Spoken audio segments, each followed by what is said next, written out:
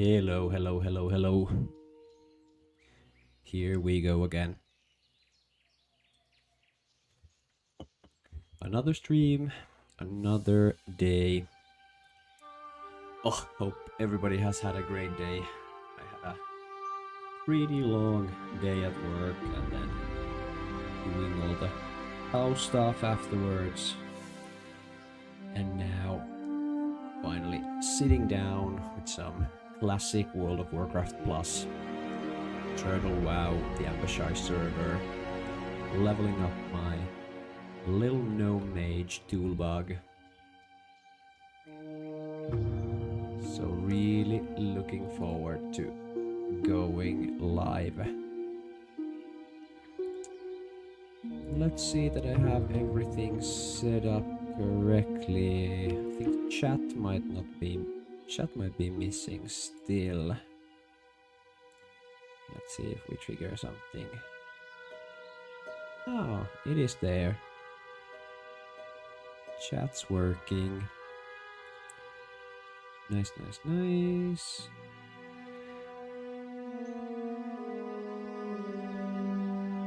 That's good.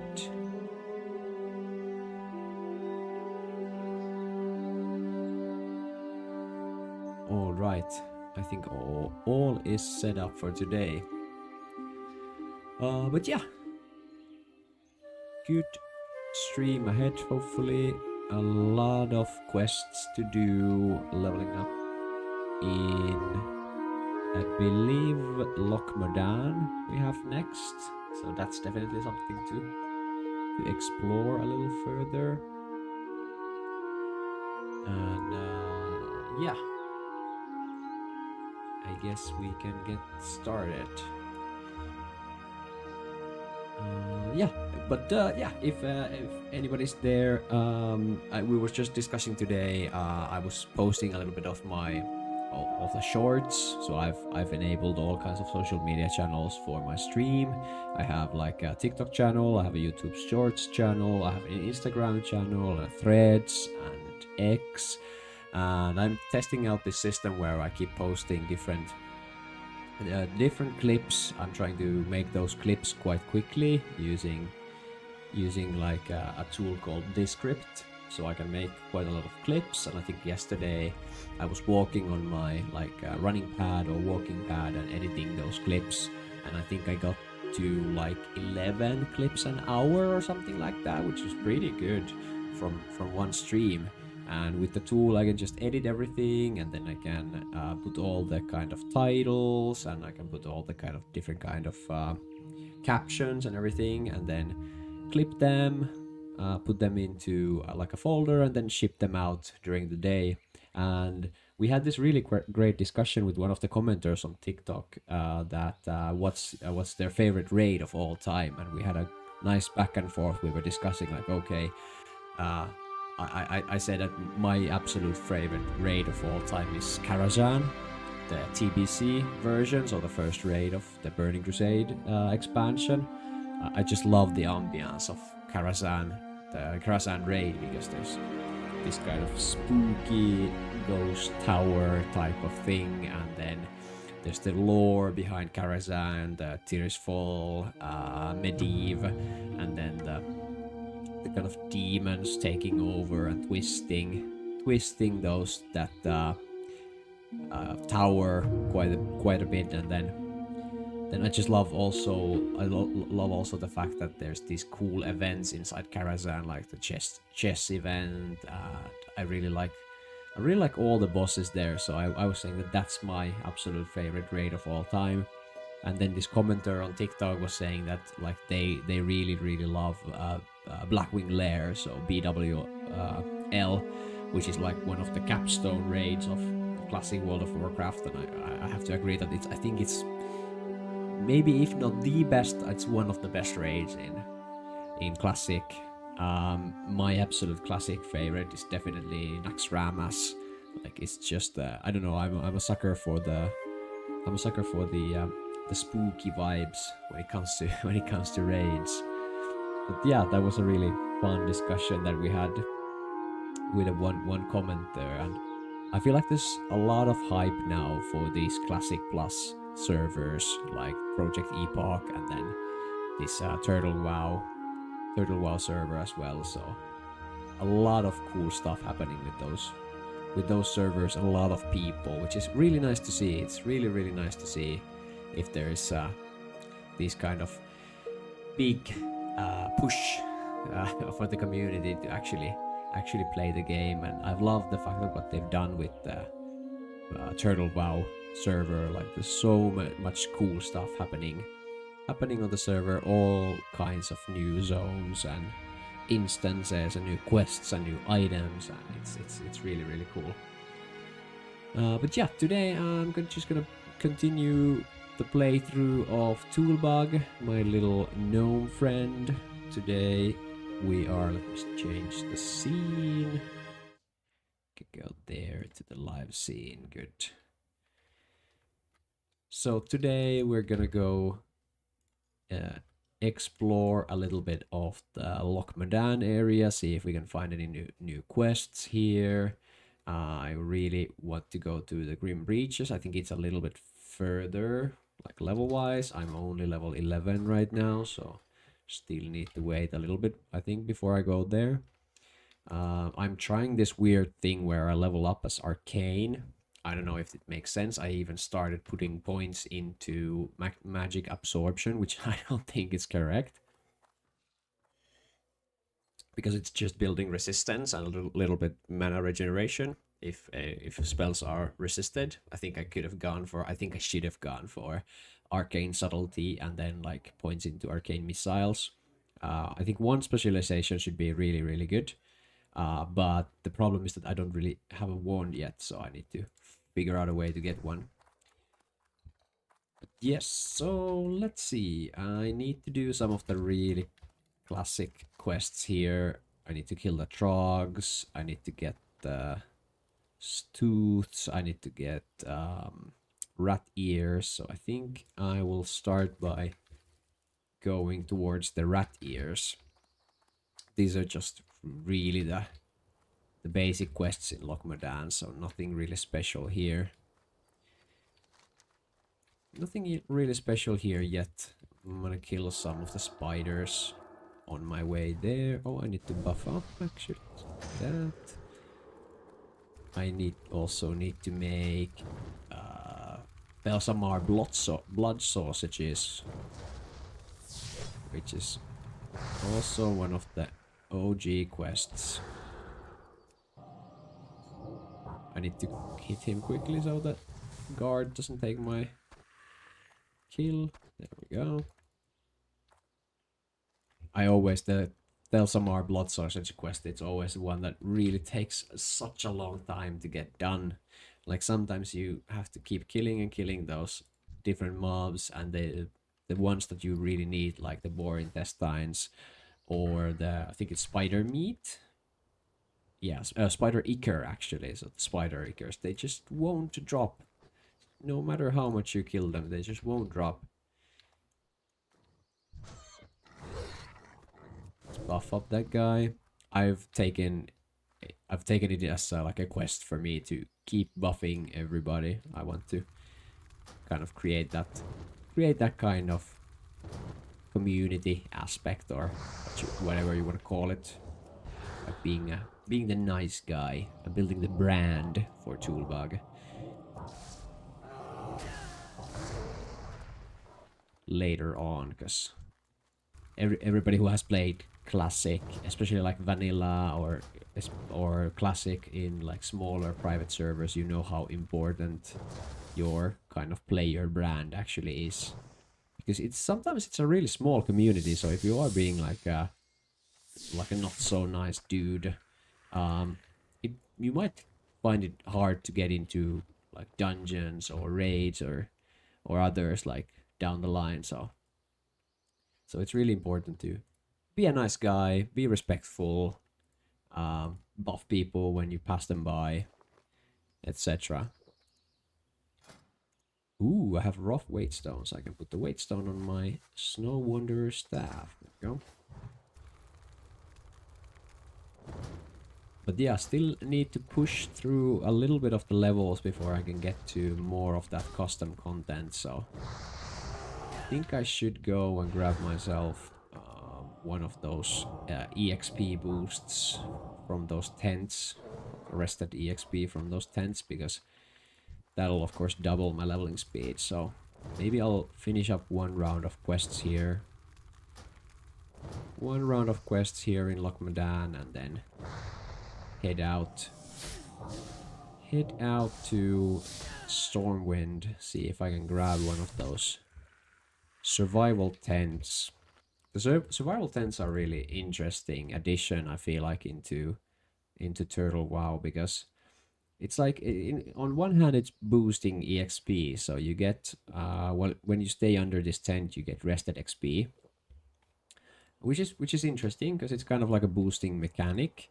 But I feel like it also promotes this community aspect. So if you look at those tents, like next to Stormwind, for example, there might be like 100 players, like huddled up inside one of those tents.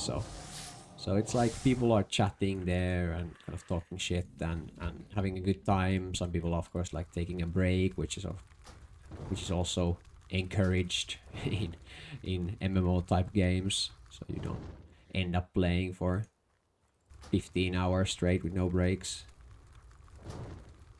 But it's an interesting mechanic nonetheless, and I love the fact that it's available for everybody, so it's not like behind some kind of paywall or something. Because there has been a lot of discussion around these servers, like what is considered pay to win, like what's pay to win and what's okay to have in the cash shop. And I feel like everything cosmetics is cool. That's totally fine. This server has some like companions, like a banking companion and a auction house companion and like a repair bot. Those are kind of borderline. I feel those are fine, from like mostly fine at least to have, because they don't really provide you any unfair advantage when it comes to like PvP or when it comes to PvE, like who's the best DPS. Of course, if you have a bigger bag, you can carry a little bit more stuff with you, so you can have a little bit more like utility items, but it's not really going to influence your DPS. If it would be something like you get extra movement speed, like 20% extra movement speed boots or something like that, can influence your DPS because you're quicker from point A to point B, like quicker from mob to mob, and you get to those places more quickly. So I think that's one thing that I wouldn't really like to have as a like a cash shop thing. But I've seen some private servers do it really poorly, where they have these like cash shops where you can buy instantly like the top tier armors and the top weapons. Like I think in Warmain or some of those other ones, you could buy like Shadowmourne or something from in the Wrath of the Lich King server. You can just outright buy for it, like buy it, and that kind of diminishes the experience, I feel like, for everybody playing on that server. Because you don't really, if you see like a legendary item, you're like, oh, okay, yeah, well, that guy probably used, you know, their parents' credit card or something. I don't know, or their own credit card. We're all old people playing the game, but nevertheless, they kind of just bought it and didn't actually earn it. I feel like that would be the thing that at least I wouldn't think would be good for the game. But yeah, we were discussing earlier like what's people's favorite raid, and I was saying that Karazhan has been always my favorite raid of all time. Got me thinking of all the TBC raids as well. I feel like TBC raid wise was like peak for me. Karazhan was epic. I loved Gruul's Lair, was really cool. I really loved Macteridon. Such a cool raid, especially when you went into like the Blood Furnace, I believe, the first kind of instances on the expansion, and you went into Blood Furnace and you could see down there, you could see Macteridon being kind of huddled or channeled Channel keeping him in place. I've always felt that that was such a cool thing, kind of teasing already one of those raid bosses through one of those instances. So that was such a cool mechanic. And yeah, then like SSC Serpent Shrine Cavern was a really cool raid. Like Lady Vash was one of those like epic battles, kind of trying to progress through that. I remember when I was playing the original release of TBC, we were trying to progress through all of those different bosses, and Lady Vash was the one that took like forever to progress through. And then you had the Eye, so Kel'Thalas. That was also really interesting. A completely different style. I think that was one of the cool things about the Burning Crusade. There was so many kind of different styles of raids that they incorporated into that expansion. So it was such a cool thing to see. What was the other ones? I don't actually remember from the Burning Crusade. Like, what were the other raids? The Burning Crusade after the Eye. So you had Karazhan as the first one, and then you went into Gruul Slayer, then you went into Matheridon, then you went into Serpent Shrine Cavern. Ooh, a level up. Should I put it into the wrong place again? Or should I put it into something that is actually useful for me? I will put it into the thing that is actually useful for me for right now. Those actually like negate each other as well, because they resist less, so I get less value from this, because this gives me mana back when something is resisted. So I'm doing this completely wrong, but that's fine. I won't mind. But what were the raids after in the Burning Crusade? You had Karazhan, SSC, Matheridons, Gruul Slayer. Then you had the Eye. Was it after the Eye? Did you go into Black Temple? Like right after the Eye. It was Black Temple and then Sunwell. I think that's everything. I never got to do Sunwell, and I only did get to do like part of the Black Temple. Like I never killed the final bosses in either one of those, which is unfortunate. So I have to think about if I want to go back when they will have the classic, the anniversary version of the Burning Crusade, to go back into classic to play through the anniversary version. But it might be that this Turtle WoW server will keep me entertained for a little bit longer, so I might not have the time to go there, but you never know. You never know.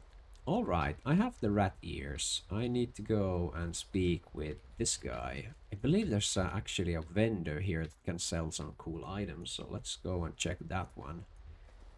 Might be able to make a little bit of money as well. I think it's that guy, yes, Mr.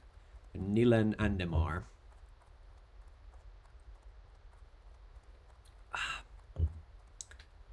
Remember to hydrate, drink some water. I think I drank like 5-6 cups of coffee today during the day, so I felt like completely dry at the end of the day, because I also didn't really drink any water, which is important. Remember to drink your water. Oh, was I supposed to? No, there was nothing to buy. I think he normally has some like uncommon maces that at least the hardcore characters really love. Not that they would buy them from the auction house, but those are also pretty good to sell on the auction house for non-hardcore players. Oh no. Let's see. I will pull everything from here, I guess. I should be fine. So yeah, I need to go speak with Mountaineer Stormpike for the Filthy Paws quest, and then go back to Telsamar, and then go here to the Trogs, and then, oh, there's a tent over there. Very nice. I don't know, how long do the tents last? Does it say? It does not say how long it lasts. I wonder if anybody knows how long those tents, if there's any Turtle WoW players in chat, please let me know how long the tents last. Do I need to beeline to the tent over at the other side, or can I go finish my questing route before I start heading out to that tent? Let's pick up some more quests. I tried to do Warzone Gulch the last session I played on this character. I went into the battleground at level 10, which I really quickly realized was a big no-no, because it was the 10 to 19 bracket of Warzone, and I was level 10, so I was barely hitting anything, and I was just getting completely clapped. Just completely clapped by everybody else. Because there was like level 19 hunters basically one-shotting me. And then the game lasted for like 30 minutes or something crazy. It lasted for such a long time. And I was like, oh, just get me out of here. But I went in and I didn't want to leave because like I wanted to get whatever little bit of XP I can and not to leave my friends in trouble also. So it took me really kind of long. It took me really long time to actually get out of that, and I ended up getting basically no. I ended up getting basically no kind of things from that. Neokostash. Neokostash. That's a really difficult name. Neokostash. Thank you for the follow. I appreciate you. How is it going? Are you enjoying your... What day is it? Thursday? Thursday evening? Is it evening where you're at, or is it some other time? I am from Finland, so it's quite late already for me. I need to sheep this so I don't die. I need to regenerate a little bit. Oh no. Okay. I'll take that. Cool. He took my little mob. Yeah. Niakostash, hi. Hi. How is it going? I'm just glad I found someone streaming Turtle WoW. That's cool. That's nice. Nice to hear. Nice to hear. I am here for you, my dude. I just started streaming Turtle WoW like, I don't know, I think Saturday, maybe? Or Sunday, I think. Sunday I had the first ever stream. Let me get the chat. I'm missing the chat completely. Let's get the chat here so maybe any other people can see it as well. It might not be working actually. I can see your message in Twitch chat, but I don't see it in my screen. That's weird. Might be something happening with my social stream thing. Let's try and do like yeah, it's supposed to work, but oh well, no matter. Oh, I need to go into the cavern actually. Nia, have you been playing Turtle WoW like before the release of this new server, or are you just getting into the server now? Because I just started. I wasn't playing on the older server. I don't know what's it called, but I wasn't playing there, so. You have some friends studying and working in Finland. That's cool. That's really cool.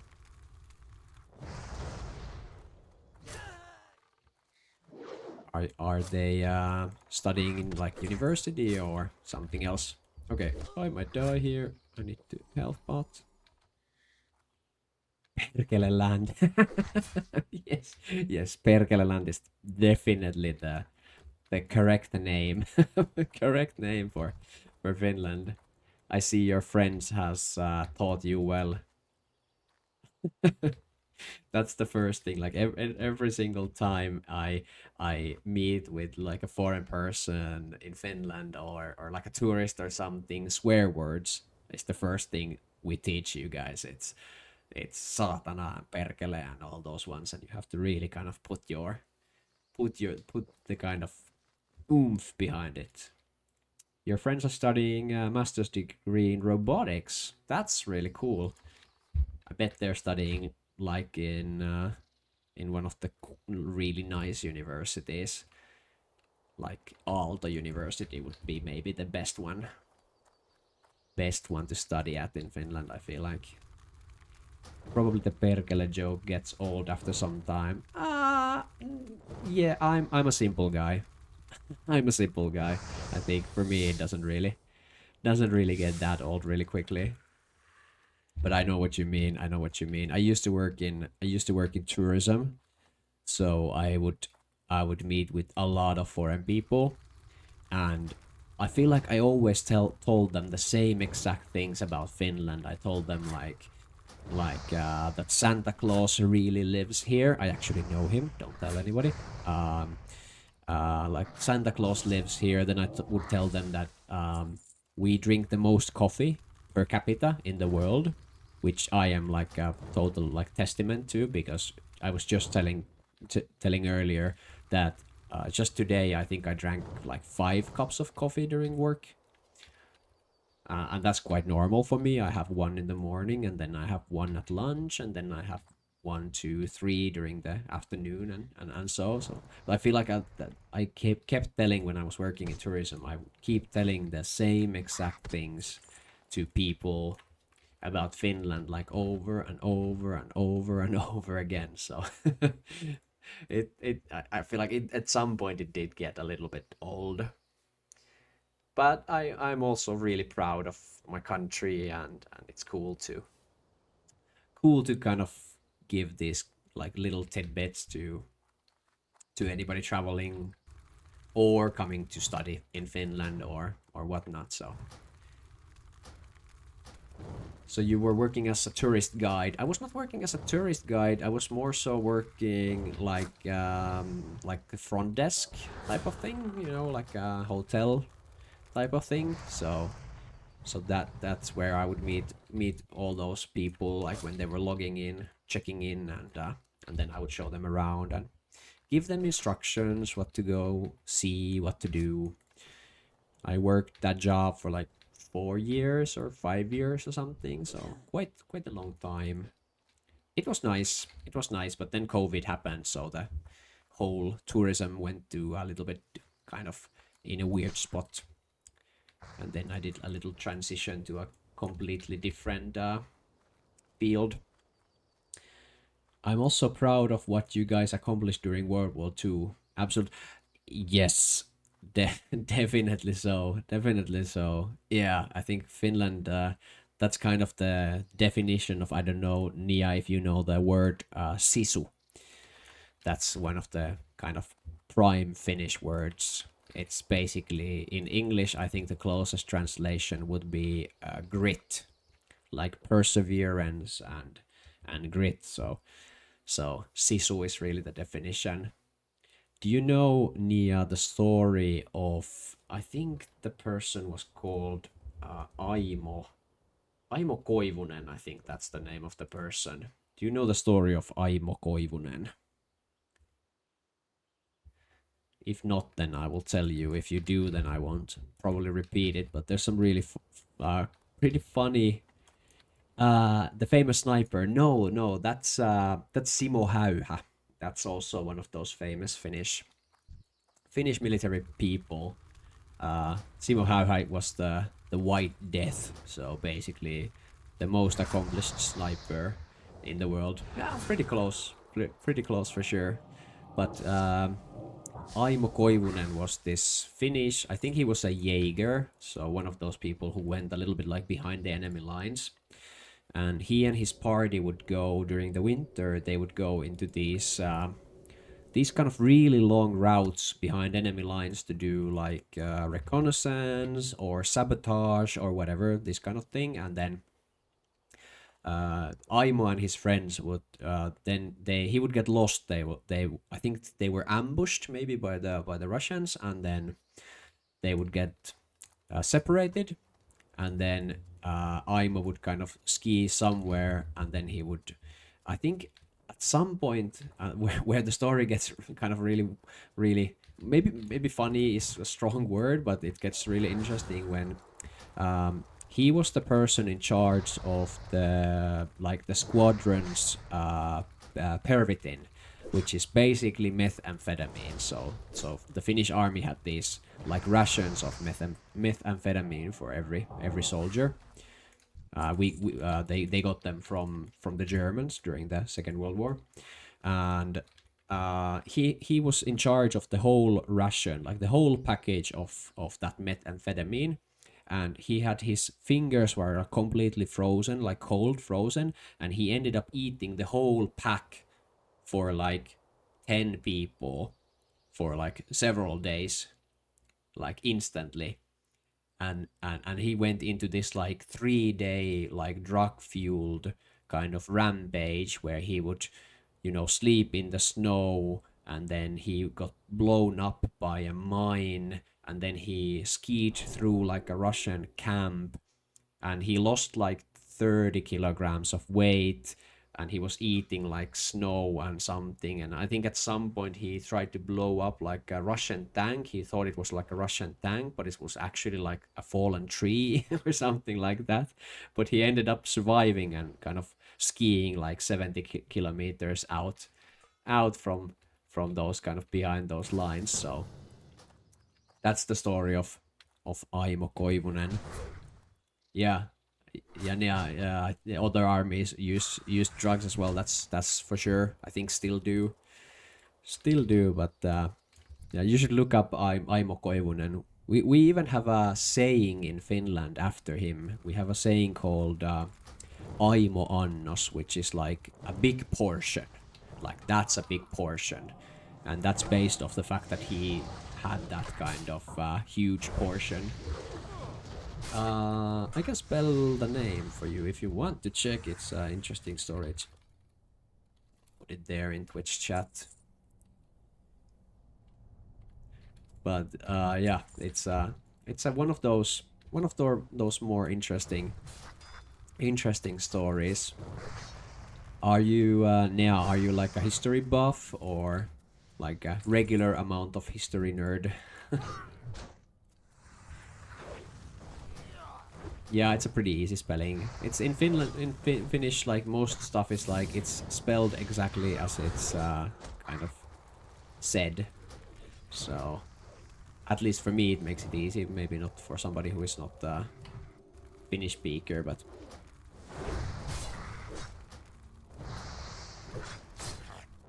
This place is scary with these quick respawns. I need to get these minor crates. There we go. That one. I might pull from up there. Yep, there we go. Alrighty. Let's see. Yeah, I've been really enjoying the Turtle WoW server because it has some pretty cool like custom quests. I sometimes spend my nights on Wikipedia rabbit hole. Yeah, I get that. I definitely get that. It's like you find yourself in one topic and then you just go down, like obsessing through the topic. There's one other if you're interested actually. There's this one Finnish like person who fought in like 3 different wars under 3 different countries. It's Larry Thorn, so Lauri Törni in Finnish, but I think Larry Thorn. Maybe give you the name if you are interested in checking that out, but it's also a really interesting story. Oh yeah, he went to I think he fought as a Finnish Jaeger in the Finnish army, and then I think he went to, because he was like a trained kind of like SS guy basically, because the Finnish Jaegers were like SS trained, and then I think he went to fight with the Germans against the Soviets, and then I think he went to the US after he was like captured and he was like a prisoner of war, and then he went to the US, and I think he went to, he didn't go to Korea, but I think he went to Vietnam, and he died in Vietnam. I think his like helicopter crashed, but the dude really hated communism so much that he fought them in three different wars basically. But that was an interesting story from that guy. I don't have my chat like working properly, which is strange because I had it working before. But I'm glad I can see you in the Twitch chat at least, because I'm supposed to I'm supposed to have like a multi chat thing, but it's, for some reason it's not working. Maybe if I refresh that thing, it could work. Sources. Oh no, now I know what it is. I don't have it activated at all. I'm such a noob when it comes to streaming, man. Select live source. There. Active selected. I think it might start working now. That's active, that's active. There we go. Now we can see the view counts on all the channels as well. 4 people in Twitch and 3 people in Kick. That might be a personal record. Yay, me. You will lurk for a bit doing chores. Your stream will keep good company. Thank you, man. That's nice to hear. That's nice to hear. I will keep chatting shit, so you will have some nice background noise for your chores. I'm really kind of, because I just got into streaming. Like I said, I just got into streaming like Sunday. I started this Sunday. Set everything up and set all the social medias and everything, and then I was thinking like, what do I want to play? Because I really wanted to play classic, basically classic World of Warcraft. But it was like I really didn't want to go into the anniversary servers anymore, because it's so... Ooh, that dude has a turtle mount. That's so cool. Turtle WoW and turtle mount. That's so cool. But yeah, I really didn't want to go into the anniversary servers because they've progressed already so far. Because I think they are already in what's it called? AQ40.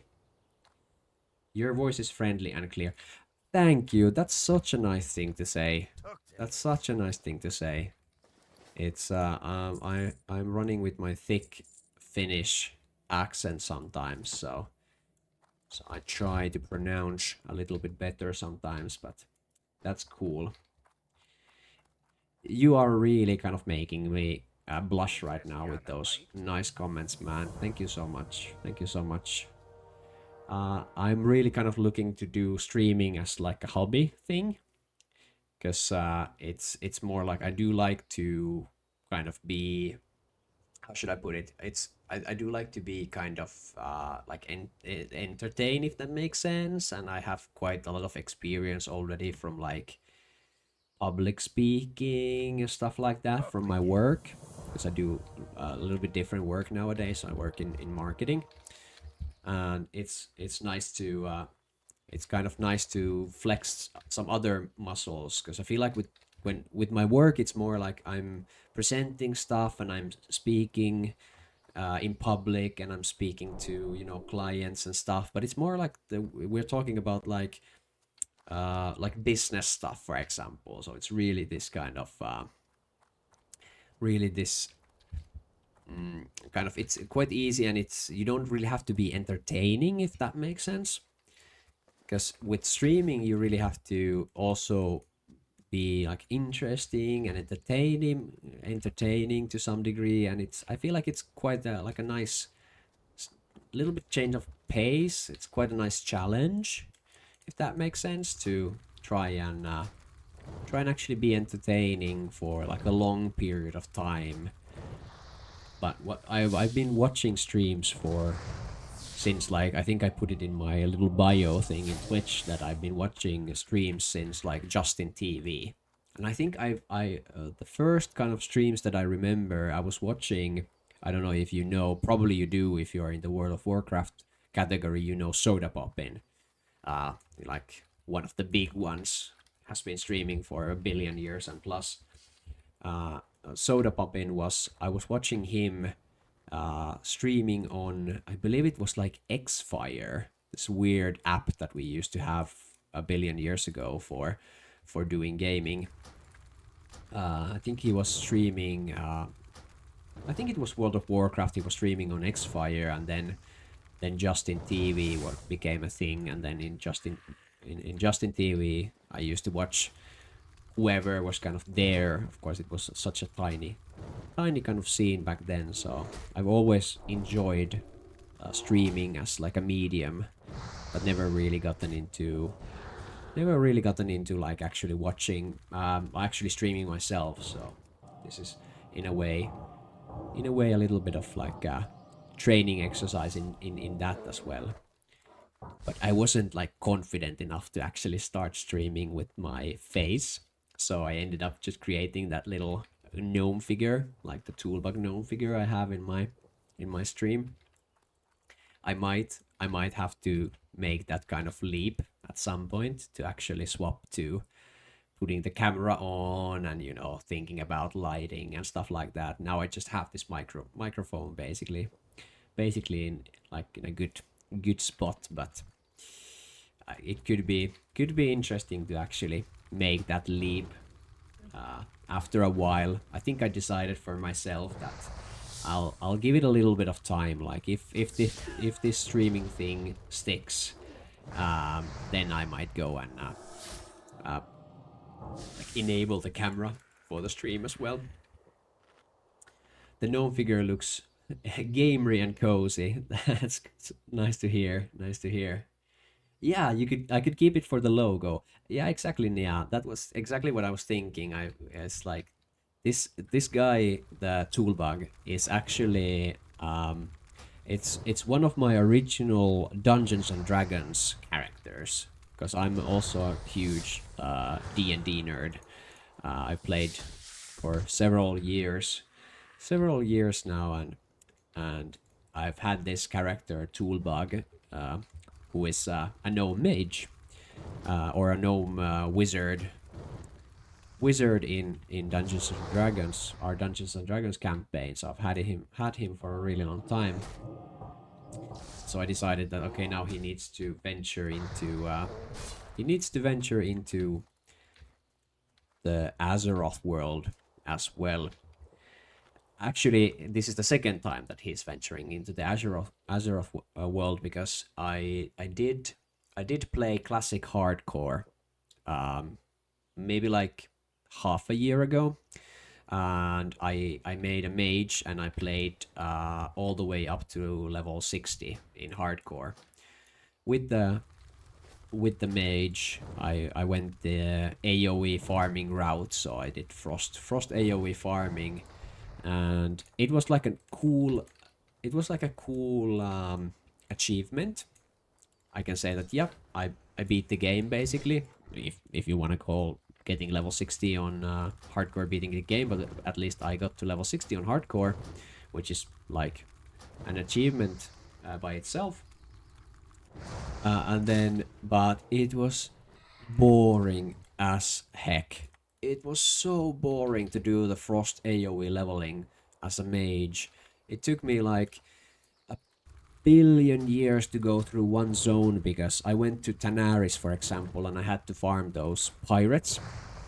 And I was following this kind of AoE leveling guide, and it was like, okay, kill these pirates from like level 42 all the way up to like level 48 or something. So I was there for like 6 whole levels just farming the same route over and over and over and over again. So you would count it as beating the game. Yeah, I would agree. That at least that's like one layer. I think that the absolute top beating the game when it comes to World of Warcraft, like the classic hardcore, is is uh is beating Kel'Thuzad, like clearing Naxxramas in hardcore. Like that would be like the wow. I was watching this one streamer. They had they were playing on the original hardcore server, and they basically got they beat Naxxramas with their guild, and then they got the Atiesh for their healer druid. So they were full tier 3 healer druid with Atiesh in hardcore. Like that's an achievement. that's some crazy work right there. But yeah, not something for me. Maybe I'm not that like hardcore in that sense. Hardcore player. I'm more of like a little bit more of the casual thing. Even just the AoE farming to level 60 on the hardcore mage was a little bit tiring in my mind. But at least I can say I did it. So that's cool. These little boars don't want to drop things that I need. Still need 2 boar intestines. I think it's always the boar intestines or intestines that you lack when you're doing this quest. Takes a while. I need to go to the south as well. Oh, I've been really enjoying Turtle WoW because like I didn't play, I think I said, but I didn't play anything on the before servers, like the previous earlier servers. So I jumped in now directly into Ambershire, so the new PvE server. And so there's a lot of content, like existing custom content that I haven't played through. So it has been really interesting. Really interesting to go through the custom content. What made you choose a no mage in WoW/D&D?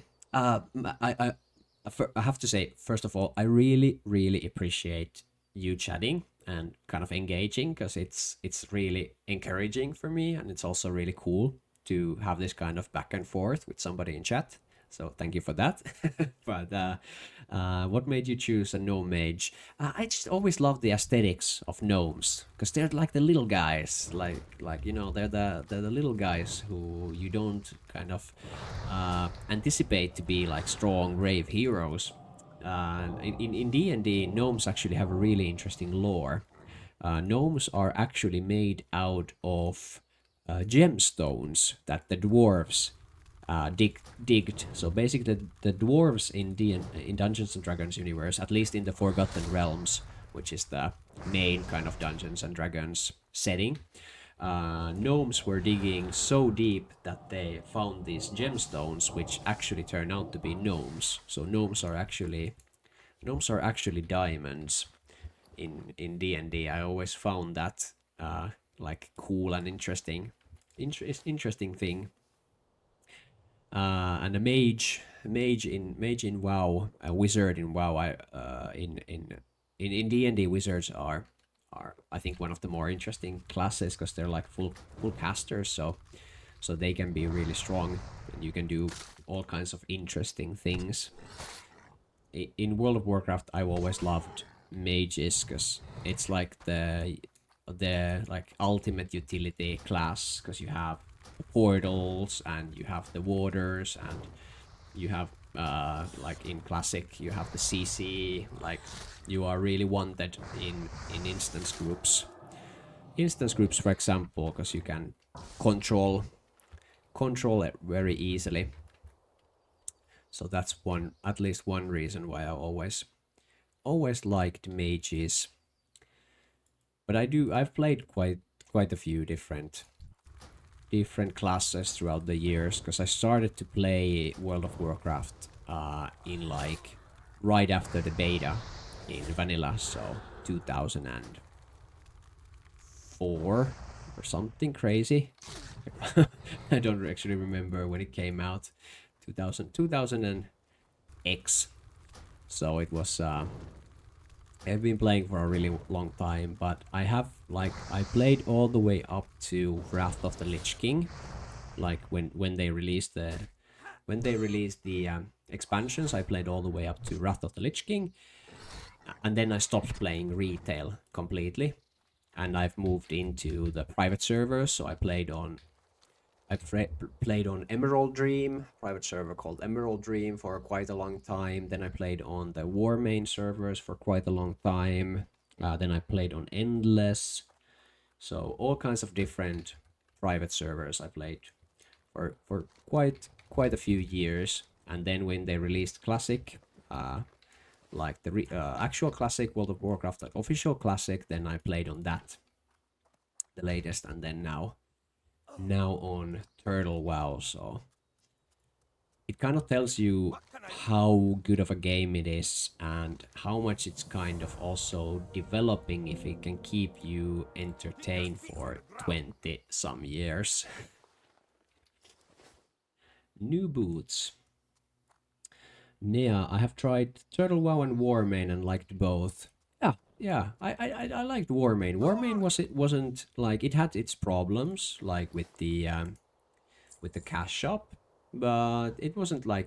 It was like a really well run server. So I did appreciate. I did. Ooh, here's the tent. There we go. Rested XP. This tent is sponsored by Iron Hammers, the dwarf only guild that is currently recruiting.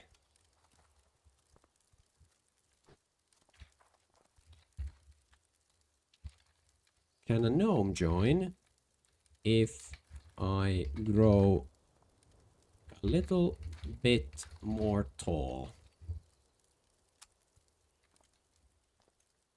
This is one thing that I love about this Turtle WoW is, and these kind of the tents really encourage this kind of interaction and role play, which is really cool. So now people are kind of coming over here and chatting and role playing and stuff.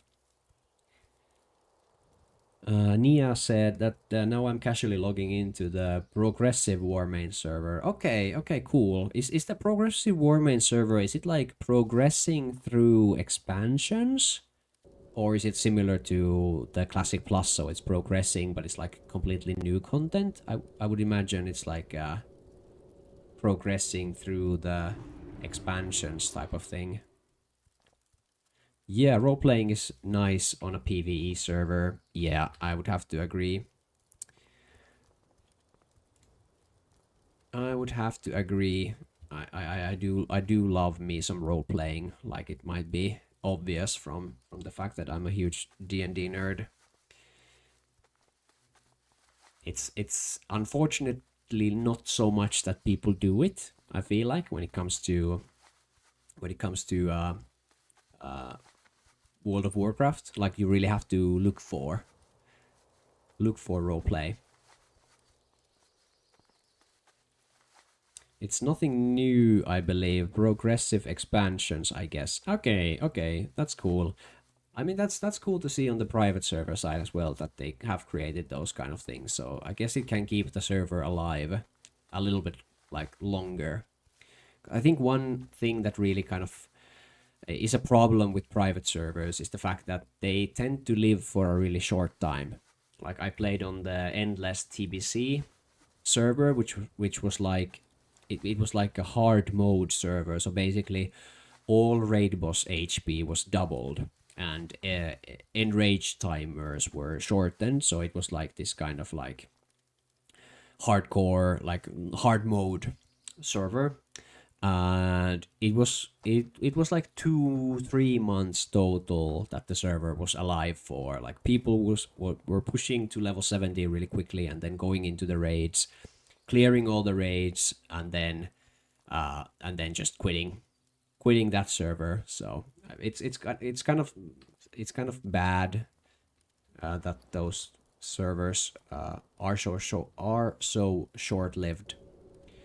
But I guess it's one thing that can't really be done unless you have something like the Turtle WoW server where it is like progressive in a sense that you get completely new content into the server. Yeah, that's the issue I'm trying to overcome with this server, long-term sustainability. Yeah, Nea, I totally agree. I think that's one core challenge is having. But I think the other server, I don't remember the name of the other Turtle WoW server, but I think it has been running for a really, really long time with like quite high population as well. So that's really cool to see. With Warmane, I think I can be sure my character will still be after 10 years. That's cool. Yeah, that's a cool thing because it's like I think one reason why retail is still really popular and people like retail is the fact that you have like the same character that has been going through all these different adventures and all these different kind of challenges and raids. So it's kind of you have like a long history because for some people it's literally like 2 decades of history with one character that you have. Like they have the character that they started all the way back in vanilla. So I do realize why it's so. It has this kind of built-in nostalgia at one point. Take a sip of water. I need to make in the like some streamers have in their stream they have that kind of what you call it like hydration goal or like a notification that remember to hydrate, or you can do I don't know what's it called, you can do channel points. I should probably set up some kind of channel points like mana biscuits or conjured water or something like that, or muffins or whatever. I like the mana not the mana biscuits, but I like the channel points mechanic in Twitch. I decided because I decided to stop changing servers and now be consistent with one. Yeah, I get that. That makes sense. It's like with the private server scene, it's so easy to just hop on to the next thing. Like even our guild on I was playing with on Endless, they were called Next Fresh When. That was the whole kind of mentality of the people was like, yeah, we're just gonna roll through this expansion and then like pick the next server and start playing there. Mana biscuits or anything mage related sounds good. Fits the theme of the channel. Yes, exactly, Nia. That is what I was thinking. Something like that. I've had it now with my streaming schedule that I'm trying to stream like Tuesdays, Thursdays, and Saturdays, so 3 days a week. And then on the off days, I'm the little time I have, like I'm a dad gamer, so I don't really have a whole bunch of time to put into like developing the stream and such. But the little time that I have, I try to work. I try to like develop the stream, so to speak. So like after the last stream that I had, I for example set up all the little information panels below my stream, and then set up my shorts like a clip distribution thing. I think that might be interesting for sometimes to share to somebody like the system, because I think it's pretty interesting because I have this tool where I can do this automatic clipping of like interesting points in the stream, and then I have this other tool where I can just make all the graphics and everything, and then now I'm building like an automation that will then help me distribute all the clips as well. So I'm really putting all my work knowledge into use, all my marketing knowledge into use, trying to make it like a nice system to do content distribution. Because the one thing that I know, I have a couple of friends who have become streamers, like not huge streamers, but they're still doing it, like actually getting paid for it, I believe. Maybe, maybe not, but like they're still kind of doing it, doing really well, having like, 50 to 100 consistent viewers in their stream, so more than average. I think I'll move on now from the tent. So I have quite a lot of rested gathered, but so basically what I've heard from them is trying to grow your following only by streaming is super difficult, because Twitch doesn't have, or Twitch or any of the other channels really don't have any like what you call it, like discoverability, so that people would discover your stream through those through the actual Twitch app itself or from that channel. So you really have to get people interested in the stream and then like get them to come to the stream from other channels. So I think stuff like YouTube is really important, and TikTok I feel like is really important, building that kind of name for yourself and getting people to actually come log in, and then being really consistent with the streaming schedule. So I'm kind of doing it's all really interesting for me, because of course I'm not doing this for the money, like 100% not. I don't need that. I'm not going to ask for donations probably ever. Most likely I will never ask for donations or anything like that. But it's interesting to see like how can you actually grow the account, like grow your following, get followers, get subscribers, stuff like that. So it's kind of like I'm kind of making it like a little bit of a game in my head, if that makes sense. Like I want to build that kind of nice community. That's number one, because I love talking with cool people like you, Nia, like that are friendly and can have a nice conversation, chat about all kinds of different stuff, like around the stuff that we are interested in, like World of Warcraft, for example. But also it's interesting to see like how how you build that following, and who you can actually kind of who are those people who are interested in coming back to your stream, yeah, and stuff like that. So it's a little kind of game. If I don't know if that's a correct word to use for it, but it's interesting, because it's like really difficult to get people. Like I think this week I started my whole streaming career, my whole streaming thing on Saturday, like I mentioned, and I had my first stream on Sunday.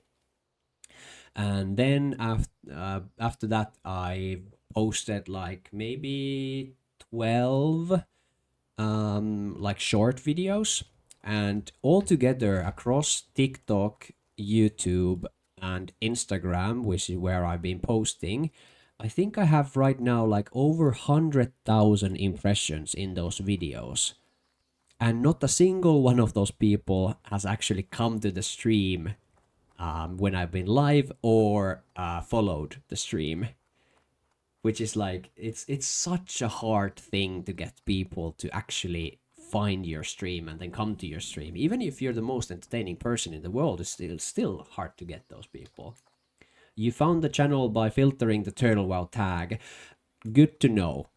Thank you. Really good to know. I was told by somebody that the tags are actually really important in Twitch. Like if you're playing something, that you have to have the tag, the game's name in the tag, and etc. So I really was thinking like, what tag should I use? Or should I use tags first place, and then what tag? So that's good to know. Oh, I shipped that one. He will. Oh, he will both. Okay, there you go. Is he fine? Yeah, he's level 17. He's fine. A little bit low on the mobs here. So many people. So I think I'll go. I think I'll run back there and do the farming there instead. Holy Acorn. Hello, hello, hello. Another person. I feel so nice. Two people have chatted in my stream, this stream. So this is a personal record. So I will mark it down on my wall. You found it with the tag to good to know. There's three red ass monkey X. Very cool. Hello, hello, hello. So nice. So nice for you to drop by. That's so cool. That's so cool. Very, very cool. Yeah, it's nice to know that the tags actually do something. Because it's like you set up all these kind of different things. Oh, what is this? Suspicious stone splinter trog. It's like a vendor. They sell the stone splinter disguise, so you can disguise yourself as a stone splinter trog. Should I buy this? Oh, it's for rogue only. Never mind. I guess it's for some quest or something. That's really funny. Is it legal to stream Turtle WoW? I discovered the server this week. Red Ass Monkey asks, is it legal? I don't think it's illegal. Like, illegal is, I think, strong. I think it might be against the Twitch terms of service to stream these private servers. I'm not 100% sure. It could be. But I think when you're a small streamer, because there's way bigger streamers that are streaming like the private servers. I think it's only a thing you have to think about if you're like a Twitch affiliate or like a partner with Twitch, because then if you break the terms of service, then they will basically ban you or something. So for me, it doesn't really matter if I get a 7-day ban. I'll be sad, but I won't be I won't be like affected by anything. Holy Acorn says, ooh, I found an NPC like that in Silver Spine for Dalaran mages. Ooh, cool. Was it like for mages? Like a disguise for mages, or was it for rogue as well? The disguise must be a Turtle WoW thing. Yes, Nia, it definitely is a Turtle WoW thing. I've been in this place like 100 times before, and I've never seen that guy before, so it's definitely a Turtle WoW thing. I bet it's like a rogue quest. Red Ass Monkey says, why I was thinking about streaming too for a long time, and think Turtle WoW is nice niche to start, but what's the point if you grow your channel and get banned then? Yeah, I get that. I definitely get that. Like, if you grow quite a lot and then you get banned, that's definitely something to consider. Like, if you want to be, like, if you really want to start streaming and then actually building like a community, and you put a lot of effort into it, maybe it's a good idea to make sure you are following the terms of service from the get-go, like from the start, so you are actually like not streaming anything you shouldn't be. Even I think multi-streaming, because I'm also multi-streaming right now, so I have the stream, I have it in, it's running in YouTube, it's running in Twitch, and it's running in Kick. And when I get TikTok, I want to like vertical stream into TikTok as well, because I just want to like see the limits and test also the reach of like who can I actually reach through all the different channels. So I'm not super concerned about like getting banned. If I do and get banned, and then I want to kind of keep streaming, then I might like start again, like following all the rules or something like that. But for now, I'm not really concerned of that yet, at least.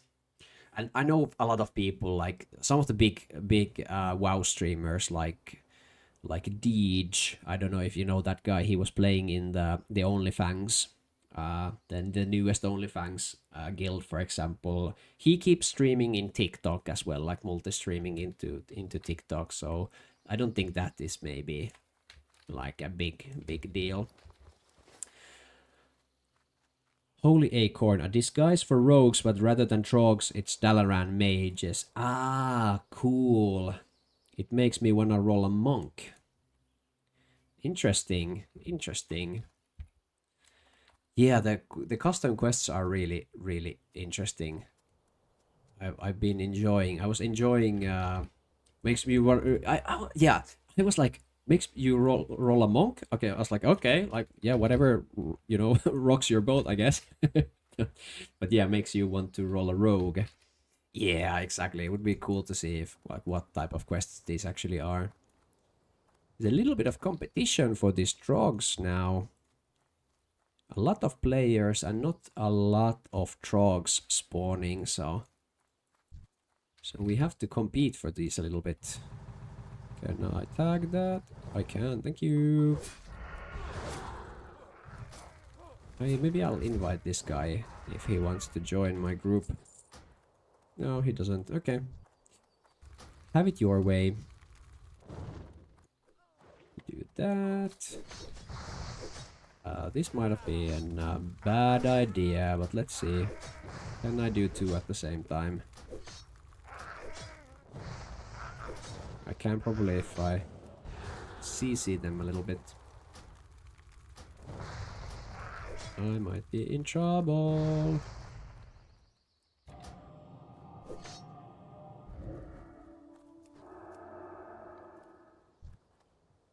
Wonder if she wants to join up.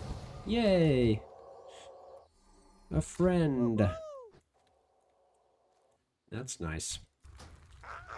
Because the stone tooth I can get quite easily, but getting the kills is a little bit more difficult. So I will take any help I can. Yeah. How about you guys? We were talking with Nia earlier about if we have been playing in these private servers. How about you guys? Red Ass Monkey or Holy Acorn? Have you been playing on Turtle WoW before, or are you now just getting into with the hype of the new realm? Because I feel like there has been like a huge influx of new players coming in now with the launch of the Ambershire server. So it's been really cool to see. And also there was like this big hype with the Project Epoch, and then they really butchered the launch. And then I feel like some of the other servers kind of took advantage of that and really kind of quickly made their own servers there. So that was like a very interesting thing happening. Holy Acorn, I played a while back and then got hunted to level 59 before I stopped. Now I'm getting back into it with a paladin. Cool. Holy Acorn, are you playing on Ambershire or are you playing on the old server? Because if you are playing on Ambershire and you're a paladin, I am going to invite you or add you as a friend, because I will always have I can always have more paladin friends. Like, you can never have enough paladin friends in classic World of Warcraft. Oh, you're playing on the Northerner. That's how I'm gonna pronounce it. It's Northerner. Yeah, you can. Paladins are so great with Alliance, because you can heal, you can tank. You're so important for raids because you get all the blessings. Like, it's so difficult to play Horde if you have been playing Alliance for a really long time, because you have to be so scared of threat when you're playing a DPS, especially because then you have Wind Fury as well, and if you're playing like a warrior, like, you get a huge Wind Fury crit and then you rip aggro and you kill everybody. Red Ass Monkey, I'm on Ambershire 2, new to Turtle WoW, but I've played all versions of WoW. Cool. Nice to hear that you have You have gotten into the server. Now, are you Red Ass? Are you playing on? Are you playing on Horde or are you playing on Alliance? That is the question. There seems to be a lot of like this cross-faction stuff. Like I'm in a guild right now, just one like leveling guild I joined, and it seems like you can play across factions quite easily. You are an Alliance 21 level 21 warrior. That's very cool. What's your in-game? I will add you because I will also take any warrior tanks or DPSs into my friend list that I can. I'm trying to build huge list of tanks and healers.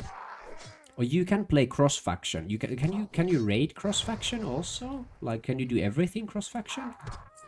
That's really cool.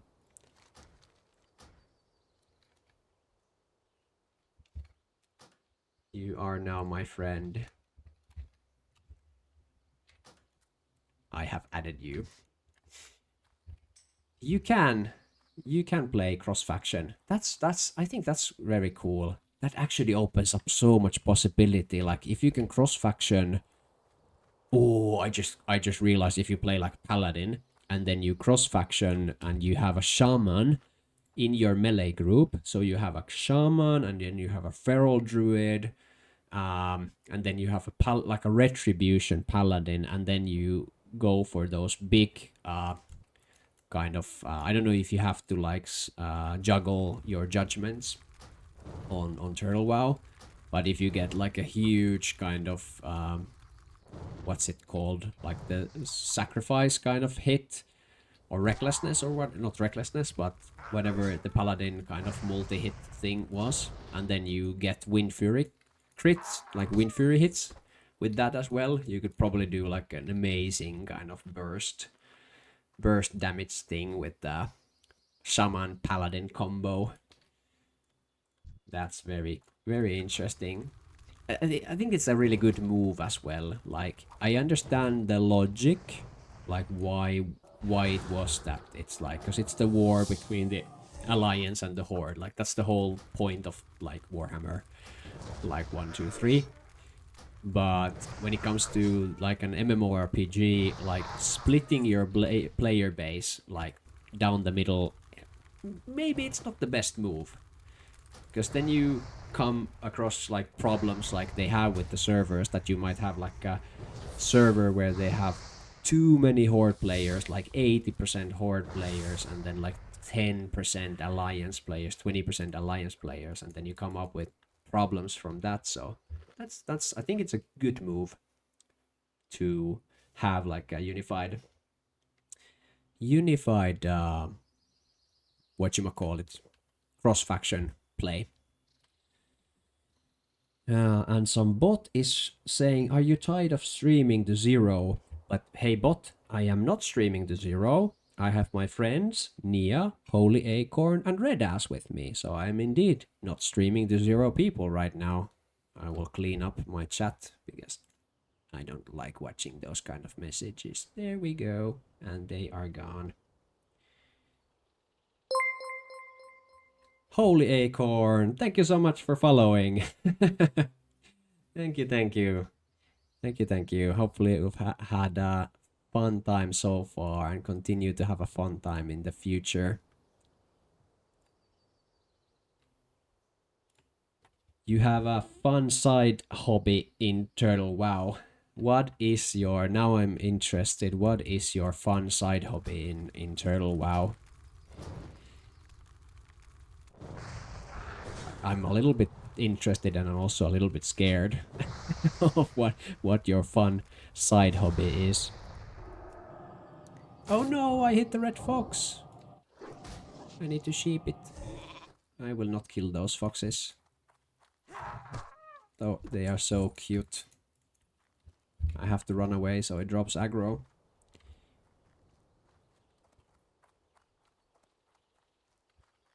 Let's see here. I need still a few more, but they keep killing everything in here. Holy Acorn has a level 2 dwarf called Hobo Santa. and you can buy a bunch of rune cloth bags and low level shoulders and run around in Westfall to hand them out to people. That's really fun and really, really nice. Maybe Holy, you could also give your character is called Hobo Santa. Maybe you should also get like kegs of beer. So you hand out the players like, here's your bag and here's your, you know, shoulders and here's like a keg of like dwarven stout or something. I don't know, just an idea to kind of take the role play even even a little bit further. Yes, okay, you like it. Like the idea. That's fun. Nea says cross-faction raiding may be controversial on a PvP, but on a PvE I think it's fine. Yeah, it's exactly. I think it is fine. Level up, level 13, very cool. I can get my second point in. I was showing this to Nea earlier. This is my talent tree of shame. I want to level as Arcane, because I've never leveled as Arcane, even though I played Mage quite like many times. I want to level as Arcane. And then I was thinking like, okay, what do I put here? And then I started to put in Magic Absorption, which is like increases your resistance and then you get mana back if the enemy resists. But then I started to put in Arcane Subtlety, which reduces the target's resistance, so they actually resist less. So these actually don't really work together really nicely. And then I skipped on doing Arcane Missiles, so that is my talent tree of shame. Holy Acorn, like, yeah, I bet it's really funny. I bet there's like some really funny interactions from that. I might actually have to think about doing something like not that, because that's your thing. I'm not gonna steal your Hobo Santa idea, because that's super funny and original. I have to think about if I could do something similar, because that would also make for some pretty funny like video content, like maybe stream content also, but maybe like video, like short video content as well. Could be fun to add. With the shoulder pads, I make them a promise that they will find a better pair. They may not sell them and they must hand them to somebody who needs them. That's really fun. That's such a fun thing. Like, you've really thought that through. Like, that's such a fun kind of little RP kind of little RP that you can do kind of now and then. Yeah, now you got me thinking, Holy Acorn, like what could be something similar, like fun to do. I have to figure something out like that. I think that's such a fun thing to do. Yeah, I will definitely try and figure out something similar. All right, now I need to turn in these quests. Don't you just love this when you have like if you've done like a really long questing route and then you have like the full quest log full of completed quest. It's so nice. You know that that's gonna grant you like tons and tons of XP. It's pretty quick now with the rested XP from the tents. I kind of like the tent mechanic. I'm having a little bit of trouble like leveling up my enchanting. It is pretty funny actually. Take a sip of water. You guys have me talking so much that I need to water up a little bit. But basically, I have these two things that I can use to level up my enchanting, but I don't have bracers. Like, I'm missing my bracers completely, so I haven't been able to level up my enchanting yet. Holy Acorn says, the completed quest log is the best feeling. I do agree. It is such a nice feeling when you have the full quest log and then you go and just ding ding ding ding ding, all those quests you turn in for a whole bunch of XP. Let's sell our stuff. We don't need those. Ribs, meats. I don't think I need. I think there is quests in. I think there's some quests in. What's the place? Here. in Duskwood. I don't. How did I forget what Duskwood is called? But basically, I think there's some quests in Duskwood that you need some of the spider meats. Yeah. How do you not have any bracers? Well, I haven't dropped any bracers. I don't have a belt either. I don't have bracers. I don't have a belt. Like, I have a ring, which is interesting so early, because this is the corrosive resistant ring. You got this. I got this from a long quest chain, and you won't believe who gave me the quest chain. It was Walter White in the in the gnomish area in the Norwegian Reclamation Facility. There was Master Chemist Walter White who gave me a quest to pick up all kinds of different components, chemical components, and at the end he gave me a corrosive resistant ring, which was really funny. It was really nicely. I played that on Tuesday on stream, and I don't know if that's something what people like enjoy or not, but I just read through all the different quests. Like I just loved those quests. What the hell was there? Jesse Pinkman nearby. Science, bitch. I didn't see them. Maybe I didn't read through all the names, like the NPC names. Now I'm thinking maybe there was. It would be funny if they put in like, if they would put in like, they would be like like Jesse No Man or something, like a gnome reference, and then you would have, I don't know who would be like a good reference, like maybe Gustavo Fring from Breaking Bad would be a nice reference to have as well. I feel like the Turtle WoW devs, they really like to play around with those, like do those kind of funny quests and those, which is nice, because it doesn't have to be so serious all the time.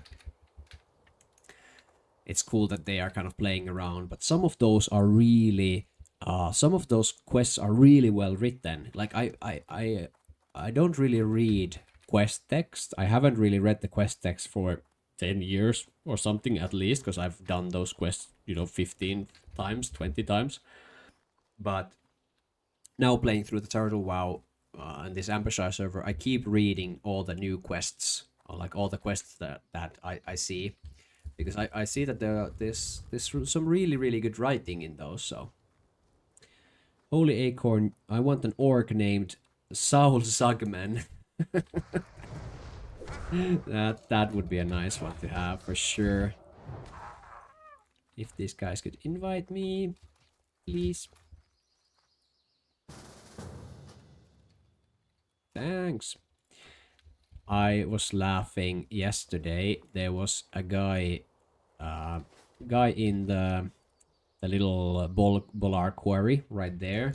We were questing together, and at some point I realized that he was his guild was called 3 inches unbuffed. It's like, first was like, what the fuck, 3 inches unbuffed, and then it kind of dawned on me what he meant. It was like, I was laughing for a little while. We had a nice RP discussion around the name of the name of the guild. I have like a clip saved. I might post it on TikTok and on the socials, because I think it'll people will also appreciate that that type of humor there. Where are my friends? These guys are a little bit scary casters.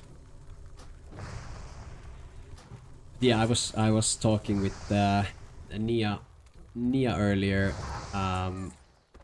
or talking to myself rather, I don't know, but talking with Nia earlier, that I'm really trying to kind of build this kind of like clipping thing. So I would do these kind of social clips, because it's really hard to get people to come to the stream organically. if you are not, if you don't have like a following. Like I'm completely blown away, like actually blown away that you guys are kind of coming to the stream, like actually finding the stream. Like first of all finding the stream, like how the heck did you find the stream, and then you're actually coming and engaging in the stream. And like I don't know how many people are in the stream. I don't even want to watch that because I want to also learn to stream to nobody, because I think that's a really important skill to have, is to actually be able to be kind of engaged and to talk and to have conversations without actually having nobody in the chat. Because then when you have people in the chat, and like you guys, amazing guys, kind of chatting and engaging and kind of giving me topics to actually then talk about, so I'm really blown away by that. But I really want to build also that kind of like content outside of Twitch, like TikTok stuff and YouTube stuff. I think YouTube is the only one that's really tricky, because it would take so much time to do those kind of proper long YouTube videos. So, well, you seem like a very chill guy, so it feels pretty nice to engage. Thank you so much. That it means a lot to me. Like I think being the chill kind of guy, I think that's the vibe I'm really going for. Because for me this is also, this is my time off, because I work, you know, regular job, like office corporate job, and then I have like a family, kids, everything. So this is also for me the dad gamer chill moments, that I can, you know, sit down, play a game, talk with cool people, you know, have a good time. So I really appreciate. It's really nice to hear that it's also enjoyable to watch. I'm killing the wrong dudes, am I? Yes, I am. I need to kill the other ones. These guys are not doing the same quest as I am, so I will drop this group and move up here. I keep chatting with you guys, and then I don't know what I'm doing. Do you know Simcopter or Dreads? You give off similar dad gamer vibes. I do not know Simcopter or Dreads. I have to check them out. I guess there are like Twitch streamers as well. I would imagine. I'll definitely check those guys out. I'm also looking for like just like you know, like inspiration from other streamers, like the style of, you know, the style of games, content, you know, that I wanna go for, and that's, so it's good to get a little bit of inspiration. Holy Acorn, I have a toddler, and then I have a baby right now, small baby and a toddler, so it's pretty hectic at home. Let me tell you that it's pretty hectic, but it's getting used to it, now. So like working full time and then having the little ones at home. It's in Finland. I'm from Finland. We had this long discussions with Nia earlier about Finland and World War II and everything. I won't get too much detail about that, but in Finland we have this saying called like this, about this time period, when you are, you know, for working full time and then you have little kids at home. We call it like the traffic years, like you're stuck in traffic. It's a ruuhkavuodet in Finnish, what we call it in Finnish. So I think it kind of represents it pretty well, because you are busy doing something and you are kind of like you have to do something all the time, which is, but yeah, I love it. It's so nice to hang around with the kids and do fun stuff, especially now with the older one, because you know he just understands things already and you can actually like play with him. The baby is of course still like very much like just looking at things with big eyes. Every dad gamer is a Chad in my book. That's fun. That's nice to hear. Like I never, like I don't know. It's sometimes it's hard to kind of think about like that you have, like that you are a dad and you have kids and everything. it's time goes quickly. Let me tell you that time goes quickly. I remember it almost like yesterday when like World of Warcraft Vanilla came out, and my cousin, he was a big Warcraft 3 gamer, and he was telling me like you have to like Toolbug, you have to buy this game. Like it's gonna be so good. It's like a massive multi-online role-playing game, and you can play like characters from Warcraft. Like you can go into those adventures, like similar places, and I was like completely sold. I was like, yeah, I was like 12, I think 11, something like that.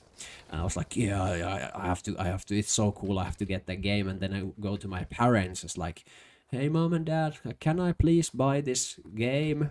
And then they were like, oh, sure, if you know do your chores and whatnot. And then I bought the game, and I didn't have game time. Like I didn't have a subscription, because at the time it was like, then it was really uncommon that you would put your credit card into something, so you would have to go to like a store, or where we used to live it was like a kiosk, and you would buy the physical thing with the code for your game time. Like that was how you did it.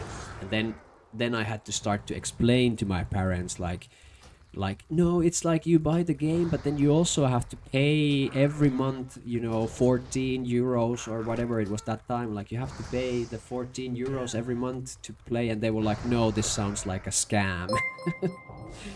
So it was pretty funny. Redas, thank you, thank you, thank you for following. Thank you so much. I really appreciate you. I am blown away, really am blown away with you guys engaging. I had this goal that, okay, like I started on Sunday or Saturday, and I was like, okay, 10 followers.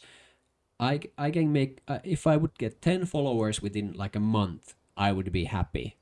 And what I'm already at 8, that's so cool. 75% according to my follower goal. So that is very cool. Thank you, thank you. But yeah, to continue the story, I then had to convince my parents that, okay, this is not a scam. Like it's not actually a scam, but you just pay for this subscription thing. And then I finally got to play.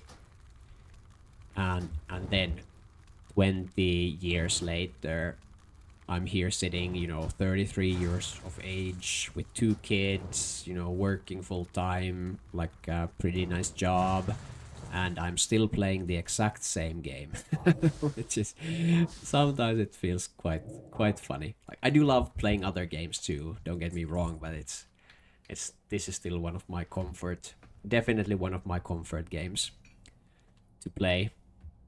I was playing a bunch of other games before I came back to World of Warcraft. I don't know. We were talking earlier with Nia, but or have you played Dungeons and Dragons, like the tabletop role playing game? Because that's also one thing that I'm really passionate about. Is D&D. I really loved the Baldur's Gate 3 when they came out with that game. I played that through and through. That would be a nice game to stream as well, but I've already played through it, so maybe not something that I will be streaming, but it's a really good game. If some of you haven't played it, I really recommend it. Holy Acorn says that it's a testament to how great WoW Classic is. I started playing WoW when I was like 7 or 8 years old on my dad's account. Okay, your dad, first of all, is a Chad for playing WoW and also introducing you to WoW. And that's also really cool that you have played it for such a long time. Holy Acorn, you've played TTRPG, but not D&D much. But you game master other systems. Oh, you're a game master. Now we're talking. I am also a game master. I run our D&D game, so we could definitely share some DM tips or GM tips. Nia says that I've played some casual board games, but no D&D yet. Nia, you have to think about getting into D&D. Like it's so much fun. If you played some of the like more complex board games, maybe something that has some like story elements. I don't know if you've played like Mansions of Madness, for example, or Arkham Horror, some of those like Lovecraftian style games. Like D&D is quite close to that, I would say. Even maybe some of the other ones, Holy Acorn can fill you in with some of the other other TTRPGs. I haven't played too much. I played like Call of Cthulhu, which is like a horror like Lovecraft Cthulhu style board TTRPG, and then I played this really fun one called Mouse Guard, which is like you play as these little mouse soldiers that are protecting their kind of cities in the forest.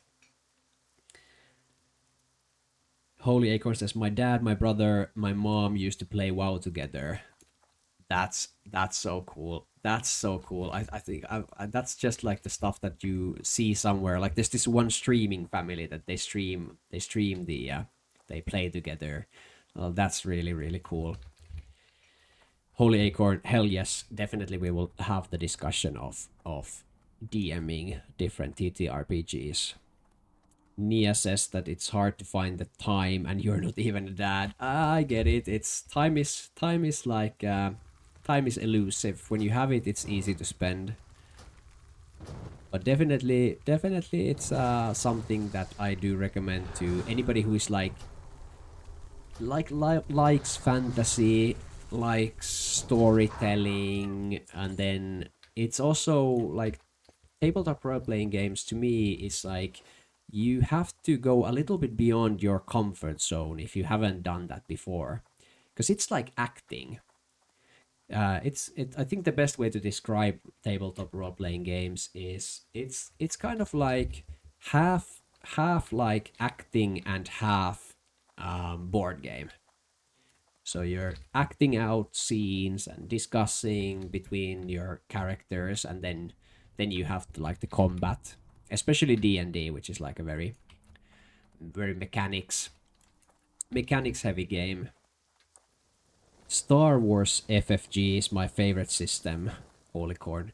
Is Star Wars FFG like a Star Wars TTRPG? I would imagine that's what you meant, because that's really cool. Because the Star Wars universe is so huge with lore and stuff, so I could imagine that would be a good setting for a really nice setting for like a role play. I think there's role play systems for a lot of those different.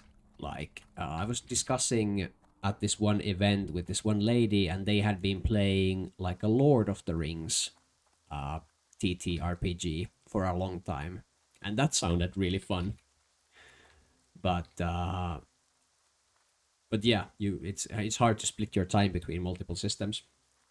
It is a TTRPG. Okay, there's several Star Wars systems. Star Wars FFG was made by Fantasy Flight Games. It is the latest ones. Oh right, that's very cool. Because I know some people are really like obsessed with Star Trek as the basis, like Star Trek TTRPGs. The current campaign that Holy Acorn runs has been going on for almost 6 years. That's that's crazy. 6-year campaign. Wow, that's very cool. Like that's when you have some like really long stories and character development and stuff. I'm a little envious of your 6-year campaign for sure. I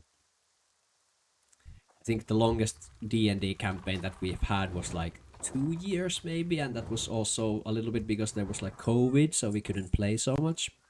I think with 2 years all together, and that felt like a crazy long time. So 6 years is that is a very long time to play.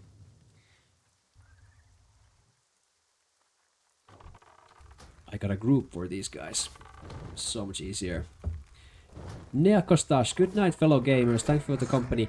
Nea, thank you so much for dropping in. for starting the conversations, for sticking around. It was really, really nice talking to you. You were such a nice chatter. I hope to see you around. I will be streaming Tuesdays, Thursdays, Saturdays at the same time. So if you are online, come say hi, come have a chat. It was so nice to talk to you. Holy, the silent death campaign. Oh, the silent death of a campaign due to scheduling is always sad. Yeah, that's the thing. We have right now one D&D campaign where I'm the DM, and we haven't had any sessions after we had the baby. So it's been like 5 months now, because of course like scheduling is really difficult when you have children, and then also everybody's mega busy for some reason right now. So we are kind of living through that. And the tricky part is that we are at the very end. Like we are at the last or second to last session, and I have the minis ready. I bought this really cool custom, like I can spoil for you guys. You have to promise to me that you won't tell my players, because I don't know if you know my players. You have to promise me that you won't tell my players. But I bought this like amazing cool, like it's like an elder brain, which is that a tentacle alien monster thing. I bought this miniature for the final session of the campaign. I have it painted, I have it ready, I have everything set up for the final kind of thing, and now it's been like 4 months, 5 months, just sitting on the shelf waiting for its turn to go. But I really, really, really need to get to play with it, because it's such a cool enemy. Yeah, it's really, really cool. Such a cool one. I bought it from, I bought it from Etsy. I think it was like a German guy who makes the 3D models himself and then 3D prints them. And it was super high quality. It was super high quality, like hard resin miniature. So I was very pleased with the quality.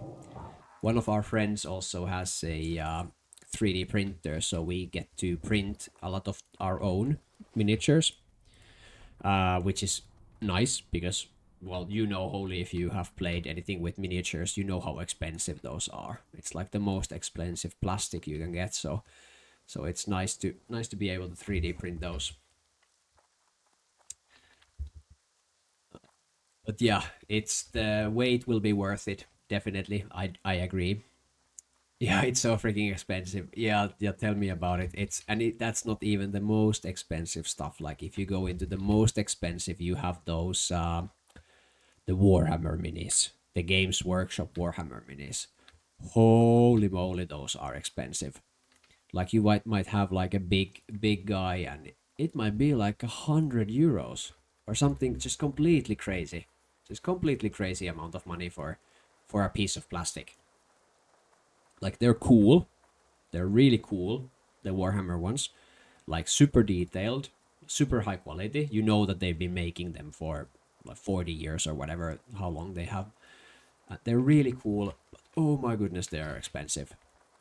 Like just getting into the hobby seems so intimidating when you have that fact that if you would buy an army, like a Warhammer army, it could set you back like several hundreds of euros.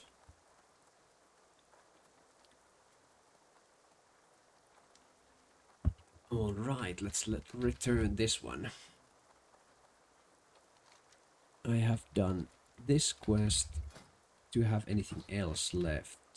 Stormpike orders, right to Ironforge. I need to go back to Ironforge, so I guess I will be heading to Stormwind after this.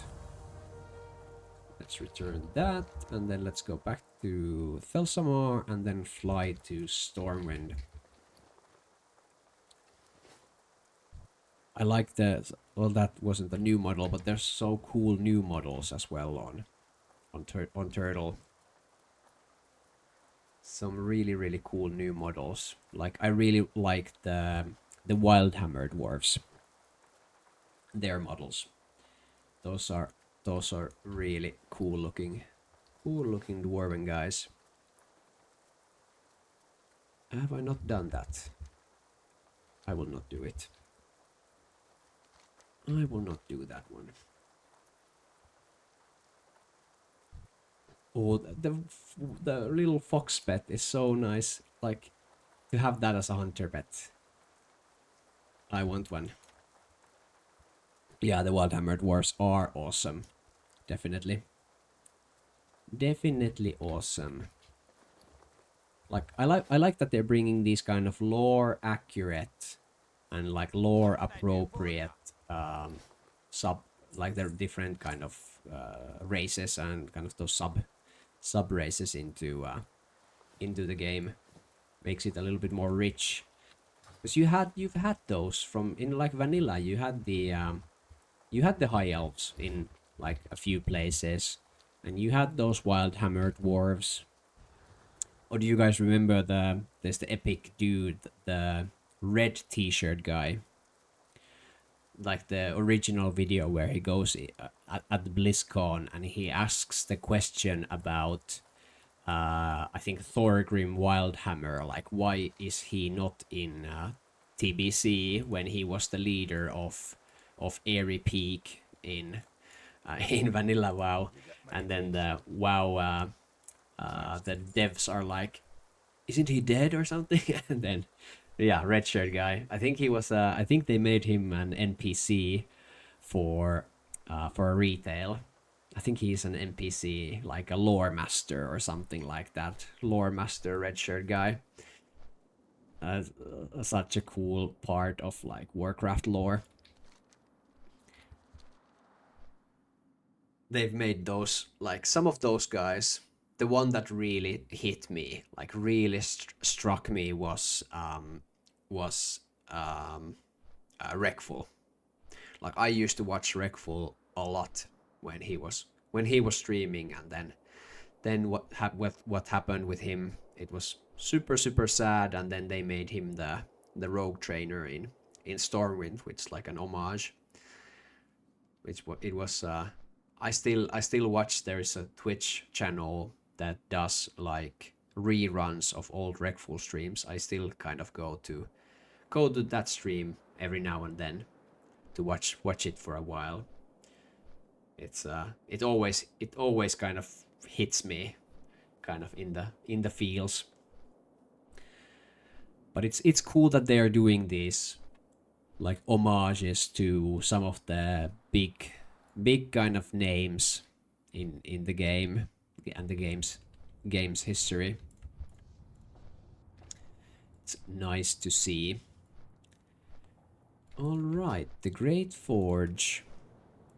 I realized I have not had any music on for the entire stream. It has been just me babbling. I hope that hasn't been very off-putting for you guys. I just realized, because I think I turned off the music when I had the stream opening scene on, and then I just completely forgot to turn it back on. I would love to listen to the in-game. I don't know if you guys know this, if you have played on the server, but there's the in-game radio station, the Everlook Broadcasting Company. I was listening to this when it was the launch day, and they had some really good bangers, like like really fun music. Really fun music, like good DJs talking about stuff, and it was super fun. Super fun to listen to, but they play copyrighted music, and I wanna publish the stuff into YouTube as well, and then YouTube will automatically kind of strike them for the copyrighted music. So I would love to listen to it, but I think I won't, just because of the copyright issue. But if you are playing on the Turtle WoW server, I really recommend listening to the Everlook Broadcasting Company in-game radio. It was very fun stuff, very cool music. What's on your mind? I have to take the honorary picks. There you go, and then I have to fly back. Okay, I think I won't fly back now. I have to go pick up at least my... I will go and pick up my skills. At least from the trainer, the mage trainer. Next. And then I want to go to... I think I want to go to Stormwind. Or go to Westfall. Level up in Westfall in preparation for the first dungeon. Dead Mines. Dead Mines always feels so good when you get to go to Dead Mines. Because it's always the kind of first place where you go to, and it's like anticipation. Especially when you were playing on the... I was playing on the hardcore server. It's like the anticipation of getting to go to Dead Mines. It was so fun.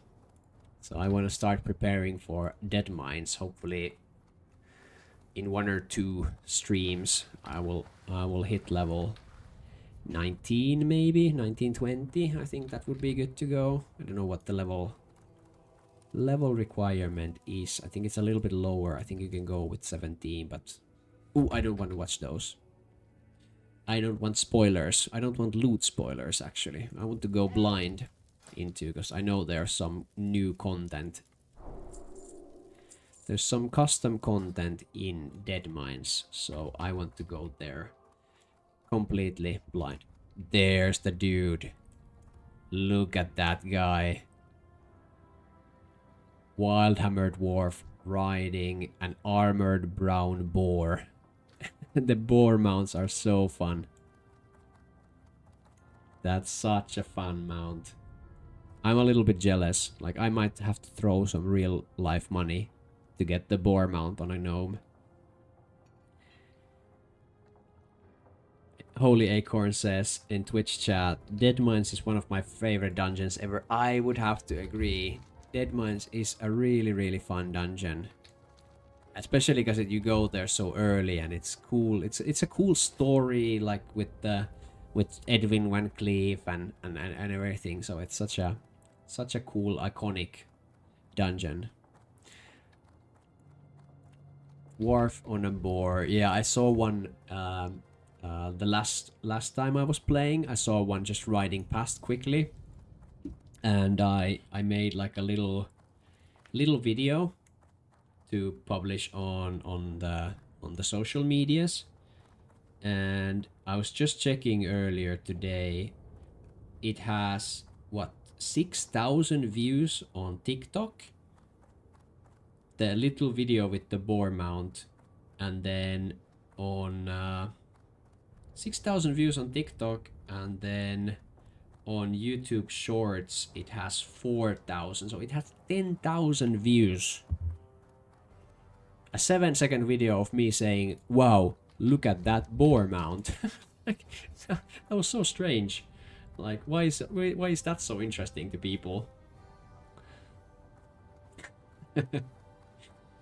Holy Acorn says, playing through the human TTRPG campaign has made me thinking about running a campaign that takes you through the Defias and Stormwind questline. Oh, like World of Warcraft TTRPG, do you mean? Human campaign in WoW, I mean. Oh, you mean human campaign in WoW that you would run a TTRPG campaign? That would be so cool. That would be really cool. Like World of Warcraft. I don't know if they've actually made like an official tabletop role-playing game for World of Warcraft. Because they've made a whole bunch. Like they made the like the trading card game that has the legendary Spectral Tiger as one of those like foil card rewards that goes for like $15,000 if you happen to get it from somewhere. And then they had the board game.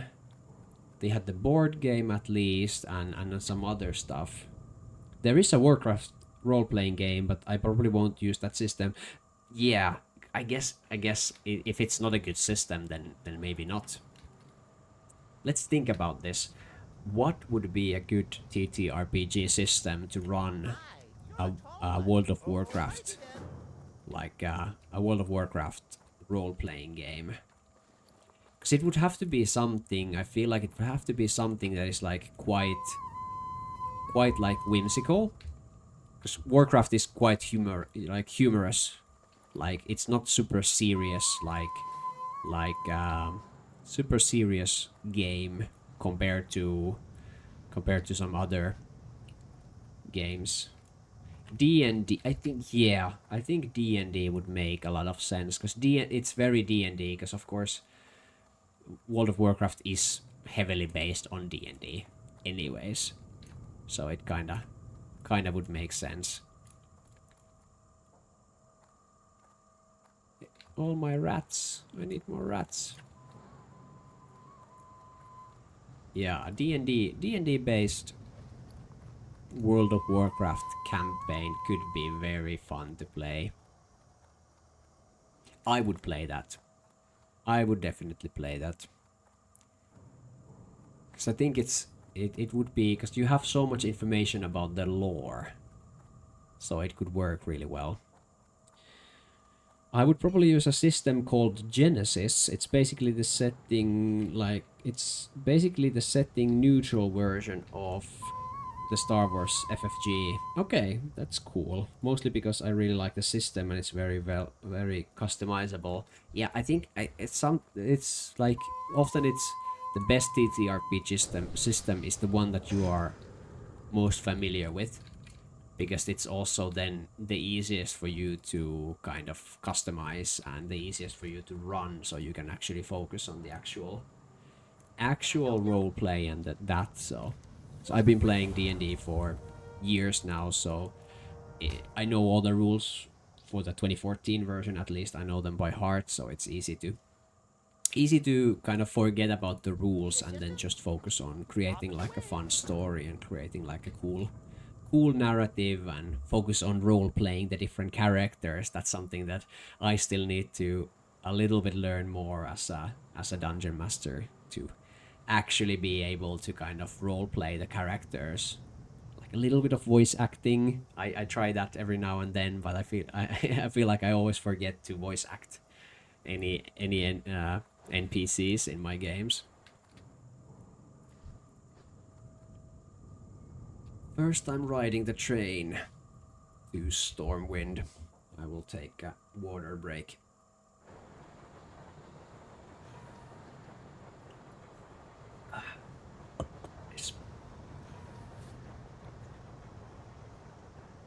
Oh, I've been having a blast. I have to say, you guys, Holy and all the rest who were in the chat, Red Monkey, you guys really made this fun stream, fun and interactive so far. Big thanks to you guys. Holy Acorn says D&D is alright. I always recommend people to try other systems as well, not because there's necessarily anything wrong with D&D, but there's so many other ways to play than the D20 system. Yes. Yeah, I agree. Like, D&D is my bread and butter, but it's nice to play outside. Like, have you played Holy? Have you played any like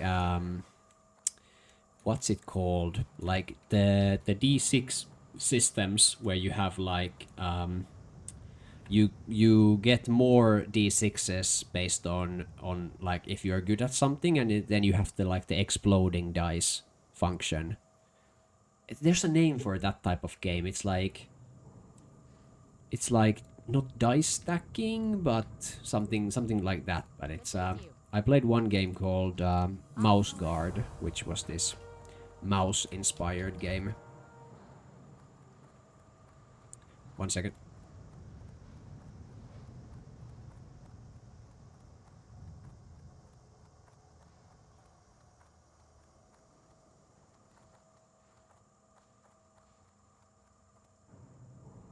Yeah, I had to talk to the wife for a second.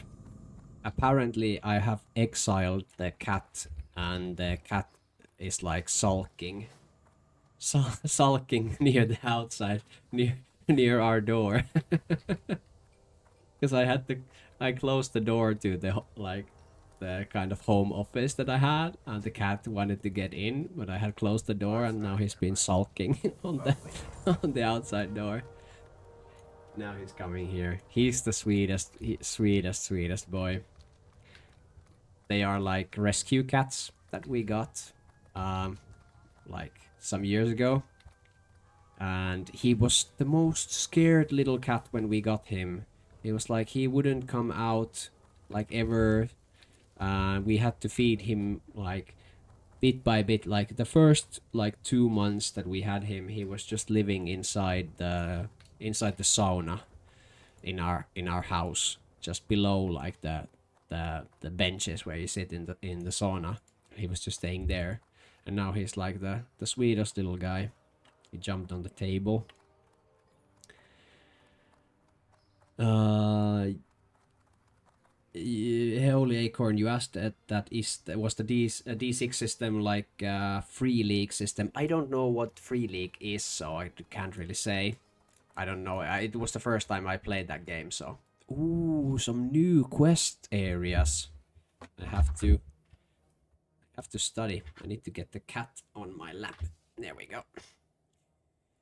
That's so cool. High elf stuff.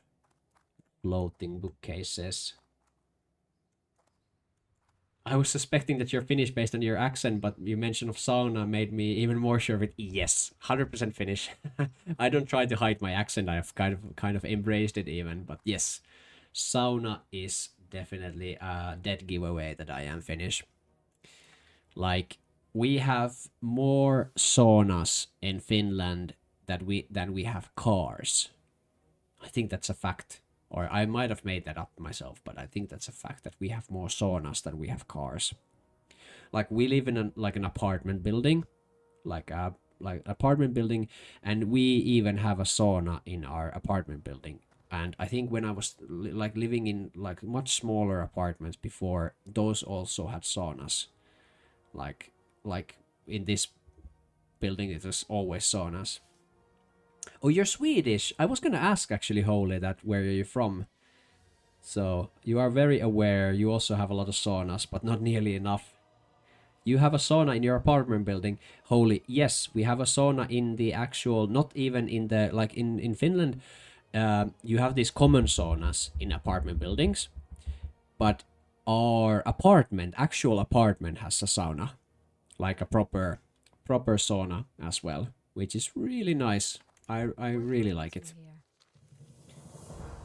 It's nice to have. I guess Sweden is maybe not as big in the sauna culture as Finland is. I'll have to actually read through this because this is new. I think these are like the refugees from the Silver Moon Remnants. I read some quest text earlier that mentioned these guys, this place. Oh, Little Silver Moon. It says right up there. Little Silver Moon.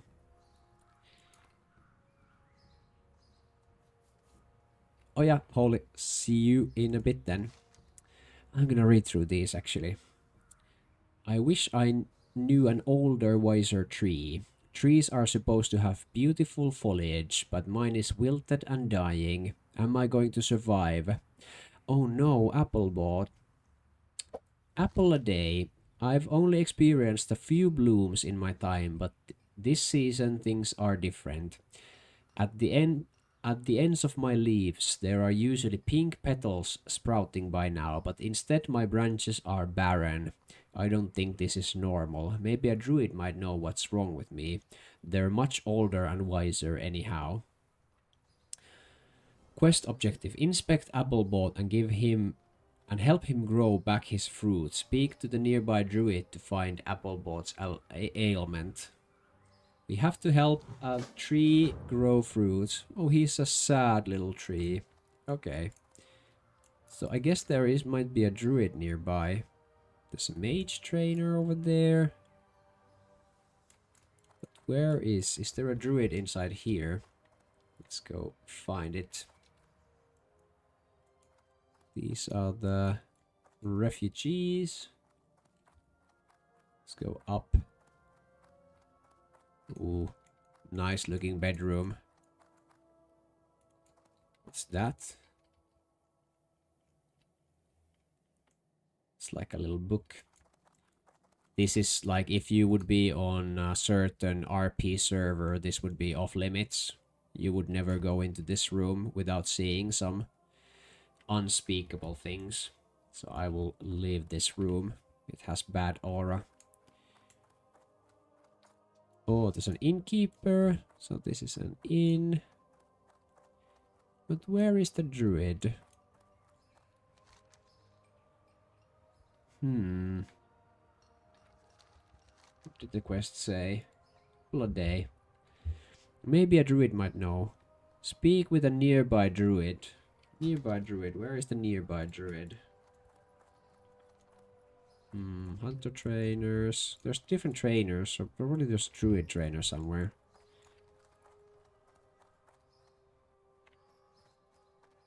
Am I just dumb?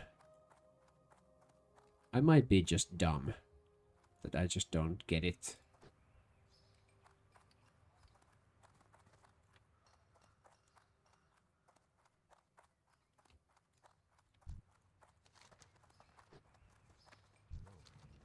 There's some vendors. That's a creepy looking child. Like the eyes are staring right into my soul. Ugh. Let's not look at them anymore. Pet collector, food and drink vendor. I am listening. Protector.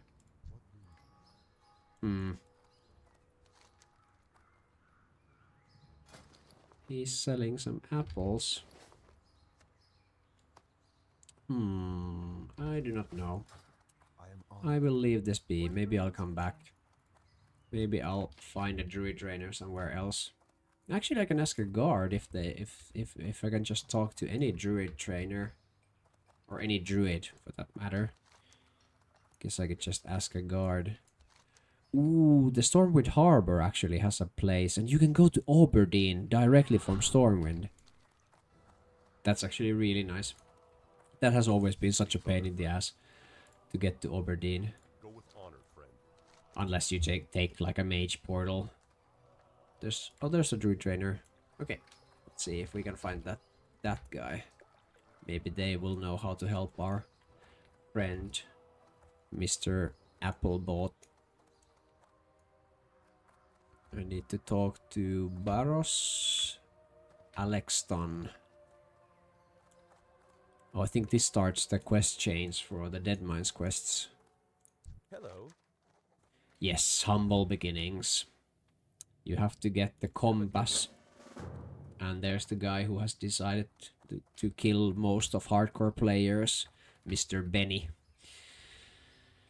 Busfulla, help me decide, mage or rogue for first character on TiVo Ambashar. First of all, Busfulla, hi, welcome to the stream. Great to have you. Really appreciate you engaging in the chat. Then, second of all, mage or rogue. So, I guess that comes down to two things. Are you looking for pure enjoyment? Then you would go for whichever you think is going to be most fun. Or if you're thinking also, if you want to be like a top DPS or like top in the PvP, like top DPS for PvE or top in PvP. If you want to be top DPS for PvE, I would go for mage. That's one reason why I decided to go mage, because I read and I saw that arcane mages are like really strong on Ambashire, on Turtle WoW. Rogues are good, but I feel like rogues were a little bit lackluster when it comes to the changes.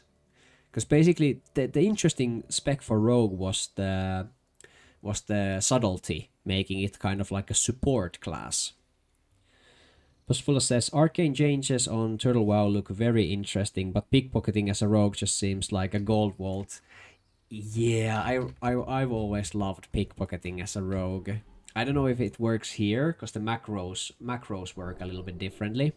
But I was playing a rogue on hardcore, and what I would do is I would macro pickpocket into my opener. like all of my different openers. So every time I would do a kidney shot, or I would do a garrote, or I would do an ambush, whatever it was, it would automatically pickpocket at the same time. So imagine doing that for 60 levels to every single mob that you do actually accumulates quite a lot of gold, even on like the regular classic. I like Rogue, especially if you're looking to do some PvP. Rogue is really fun for PvP as well. It's one of the strongest ones. Very cool. We can look into this place. Oh, but the music starts playing and won't you look at that? Very pretty. This place always reminds me, I don't know if you guys played during Wrath of the Lich King, but this place always reminds me of the Wrath of the Lich King like pre-patch event when there was the Scourge invasion into Stormwind, and they opened, I believe they opened the harbor for the first time for that event, and then there was just these undeads pouring in through the harbor into the city, and people were turning into undeads, and then they started to kind of turn more and more people, and it was really fun. Pusfula says, I saw a video where a rogue was pickpocketing on Turtle WoW and he was getting lockboxes from centaurs. I don't know if that's a T-WoW thing or not. It's not a T-WoW thing, Pusfula. It's, you have always been able to get lockboxes by pickpocketing. That's has been there for forever. And it's actually really nice, like extra gold, because especially the higher level block boxes can have some really valuable like blue items or something. Holy Acorn, welcome back. We have a new friend in chat. Busfulla, trying to decide whether they want to go for mage or for rogue to play on Ambershire. We're talking through the pros and the cons of those choices. I'm looking into some of the new places. Like, look at that. How pretty is that? Davenburg. A little enclave called Davenburg. Petty Officer Mildau. Well met. Controlling sailors. The life of a petty officer is much akin to herding sheep. I am in charge of keeping my men in control, and while that is easy on the ship, when docked in Stormwind it can be very difficult to have my attention all of them at once. They are spreading around the city, sightseeing and no doubt getting quite drunk. So Petty Officer Mildau here has lost his sailors. I guess we need to speak to Kultiras sailors sightseeing Stormwind and make sure they are not up to any shenanigans. That's such a fun quest. Light bless you. Nice. I will definitely do that quest. That sounds like a lot of fun. Tough decision. Busfula has a level 12 Tauren Druid, but it's not scratching the itch. I get it. Druid is funny, because it's like Druid is everything and it's nothing at the same time. It's like okay good at everything and not really great at anything.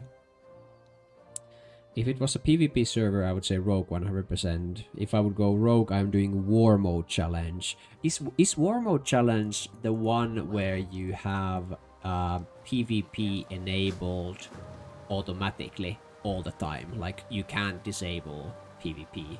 Is that War Mode? I'm not sure of the new or the challenges. Safe travel. Permaflagged PvP, but 20% extra XP and honor from all sources. That's a good bonus, I have to say. I just now realized actually that these are cool Tyrans. Like, this is a cool Tyras zone. Like, there's Vice Admiral Renhoff of the Kul Tiras. I don't actually know like the lore of the Kul Tiras outside of that. If you play orc or troll that you murder them in the little keep that they have next to Raven Hill or whatever. I have been sent on behalf of the Lord Admiral to engage in diplomacy with our southern neighbors. I have been curious to see if the nobility here are true to the old ways and see what respect they hold for the fallen sister kingdoms of the north. If Kultiras and Stormwind are ever to stand side by side, then brutal truths must be laid out for all to understand bluntly. There is no traces to be had with the black bloods, and no honor to be made standing along those that destroyed what once was. The writing on the custom stuff is really good. Like, I love to actually read through this stuff. Gnome rogue would be recommended for extra humiliation because nobody wants to be killed a gnome. That's true. Look at that face. That's the face of a cold-blooded murderer. The modern Kultiras must have spent a lot of time sightseeing in Norway to get all fat as a playable race these days. That's true. Are the Kultirans like a playable like human thing in retail?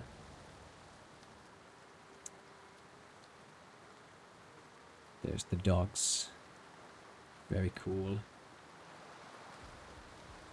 Usfula says Mage and Rogue have been the two contenders to the big burst damage and strong CC. Rogue leans out little due to stealth to get quest objectives faster, but on the flip side that means I won't be killing as many trash mobs, so less chances of gear. You're really thinking this through. That's nice. Busfula, if you end up deciding to go Rogue and you get all the way up to level 60, then we just need a priest, and then we have Rogue Mage Priest ready for arenas. I'm just saying, that could happen. Yeah, Kultirans is a playable race on Retail Alliance. That's interesting, because I have to admit, I think I said it earlier during the stream that I have not played Retail after the Wrath of the Lich King at all, like ever. I still have my level 80 Death Knight sitting in Duskwood with level 80 PvP gear from when I played Wrath of the Lich King. With Mage you can AoE level as well, said Acorn. Holy Acorn, you can. I don't know if you were here before. I really don't recommend playing as a AoE mage. It's the most bored I have ever been in World of Warcraft when I was playing, when I was leveling through hardcore with Frost AoE mage. Like, it's just killing the same mobs over and over and over and over again. In the latest retail expansion, Horde got dwarves as a playable race. What? What? Excuse me? The Horde got dwarves as a playable race. That seems weird. He's probably level 40 or something now due to level changes. Oh, yeah, that might be. That might be. They might be level 40. I haven't actually checked. I should. My my Death Knight is a vengeful, not a vengeful gladiator, but whatever was the arena season 5 and 6. Dreadful gladiator and a brutal gladiator or something like that. I played a lot of arenas in Wrath of the Lich King, so they have those gladiator titles and those gladiator nether drakes from Wrath. What can I do for you? What do I need to do here? I need to buy flasks of port. Okay. Why am I buying flasks of port? Embassy Blues. What was that quest? See you later. Ah, they want us. They send me on a booze run. Okay. I guess I could do that. I can fetch you your booze. Eve on Ambershire hit 60 on the other day as AoE leveling mage. That's cool. Busfulla, thank you so much for the follow. I really appreciate it. I am only one follower away from my goal that I thought might take me a month. Like, this has been like a incredible stream. A lot of really cool people dropping in. A lot of fun engagement. Really appreciate you guys. Mage is pretty self-sufficient though, says Busfulla. Can summon food and drink and port. Man, oh man, what a hard choice. Yeah, it is a hard choice. I think the portals are not such a big thing on Turtle WoW, because you have the boats from Stormwind to Aberdeen and such. Like, of course, it's still gonna make it faster, but it's not going to make it so much faster compared to Classic, like regular Classic, because you have those different travel methods that you don't have on Classic, like regular Classic. Where I'm going there. It's not an easy choice as retail, where I can hit max level in a few hours. This is going to be days and weeks of dedication. Yeah, exactly. Exactly. I think always my go-to thinking and also advice is to choose something that you really like to play. Like something that is the most fun to play. Look how many people there are. Like, this is Classic in 2025. So much stuff happening. So many people running around. Such cute turtle mounts. I might have to donate just to get one of these. Look at that. It's so cute. Such a cute mount.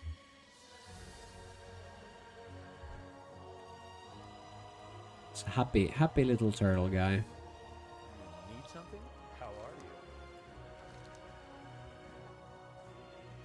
you? Sure. I'll take your quest. Gadgets and Times reporter. Interesting. Oh, what? This is like Interesting. Very well then. this is like a newsletter type of thing. They're advertising the shimmering flat races. Like, this is the type of stuff I really appreciate with the Classic Plus. Is all that kind of custom things, like the amount of effort they have put into that. You have a great day now. I got some reputation for that. I'll take it. Shredder Tech. It's a little bit too much for me to read through right now. It's talking about the Stone Talon Mount and Venture Co. They have the shredders there. Probably something to do with the quests. Alright, I'll take it. I can't do anything there. I'll go do the wine shop advert next. Yeah, but Busfulla, I totally understand the kind of how hard it is to choose when it's such a big dedication to play, because it will take so much time to get to the max level, especially now that like the max level is like even more stuff is happening at the max level on this kind of private server, or this kind of Classic Plus server. So I get it. It is definitely a big choice. Need help? There we go. I love these little quests, like these little new quests that just send you like here or there. What I was supposed to do about the sailors? I was supposed to talk them into not getting themselves in trouble, something like that. Sailors love. No. Controlling sailors, this is the one. Check on Sailor Heilreth, check on Sailor Bruin, check on Sailor Pardo. Ooh, I have to find them. My questing is not showing them on the map. So that is going to be interesting. I wonder if I want to do that, because that might just... I might just be running through the city for the next 2 hours. Just looking at the names of mobs. trying to figure out if one of them are the sailors I need to tell to go home and not get drunk.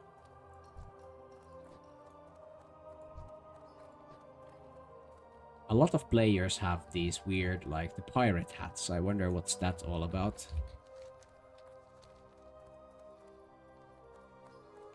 Like, they have those little pirate hats on.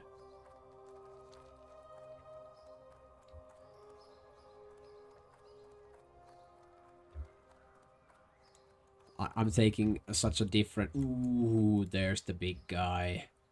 There he is. A level 13 hardcore character has died next to him. This guy has killed a lot of players in Stormwind. Especially on hardcore. He's a scary fella. Scary, scary dude. I will leave him. Leave him be. Okay, I need to buy a red rose.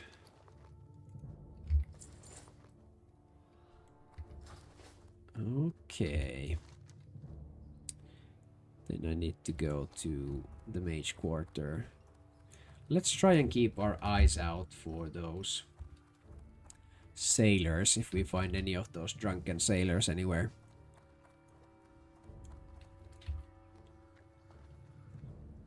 It might be that they are might be scattered. Scattered around. The quest text doesn't really give us any instructions, does it?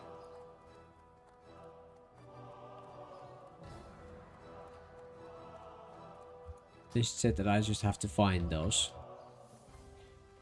I wonder if they are like in the different inns. Like if they have already got themselves into trouble. Like if they are in the different inns of the city. If I should go and check the inns.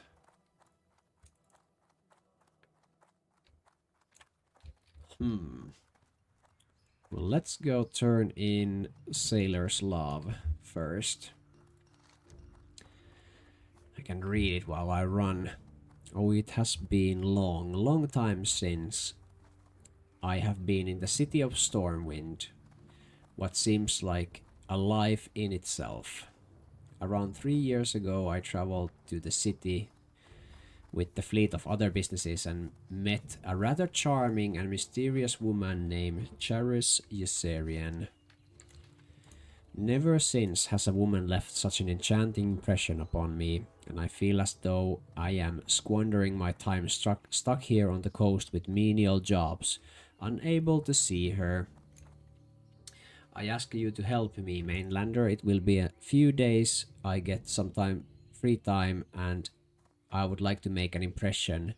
If she can remember me... travel to the florist Bernard, so to get the flowers and to get the wine. So we are helping this poor sailor, love-struck sailor, impress a lady. That is a worthwhile quest. It's up in that building, right? Yes.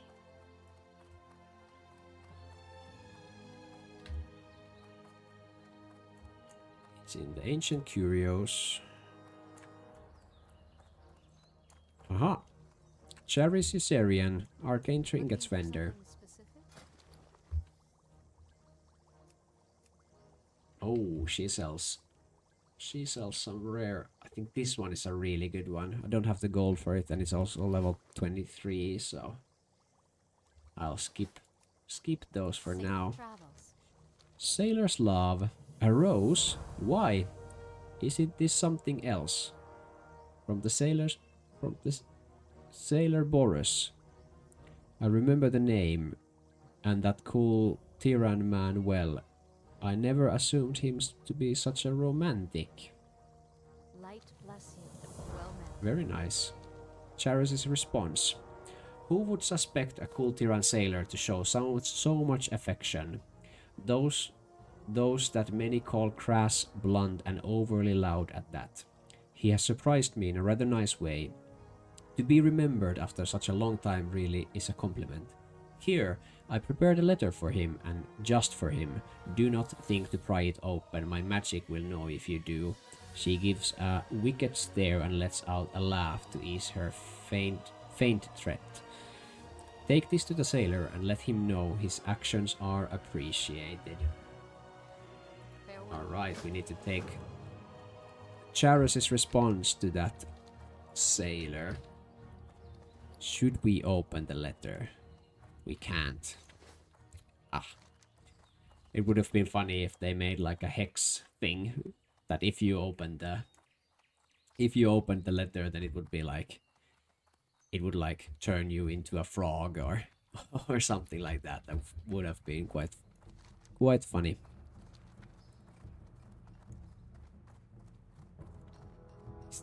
There's one of the sailors. We found him. Sailor Bruin. I guess they walk around the city then. You need something? For the Alliance. You have to go home. I don't know if I'll find the next two. I will do the quest if I happen to come across those, but I don't think I'll go out of my way to try and find them.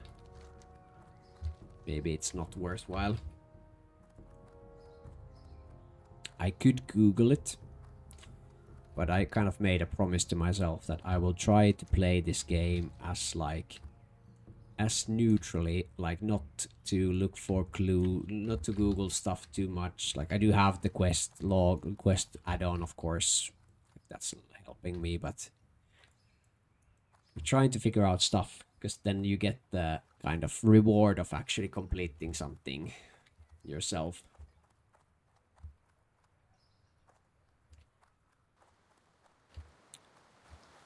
Alrighty. Was it all the way up there? Yes. Let's go there. I guess there's no fall damage in Stormwind. I don't take any damage hitting the ground. It's quite strange.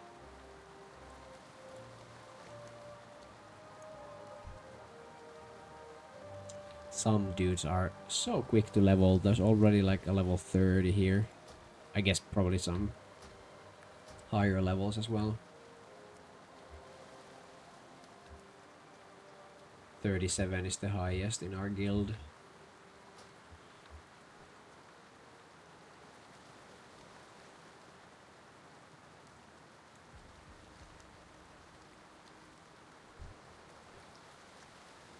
I wonder if anybody has hit the level 60.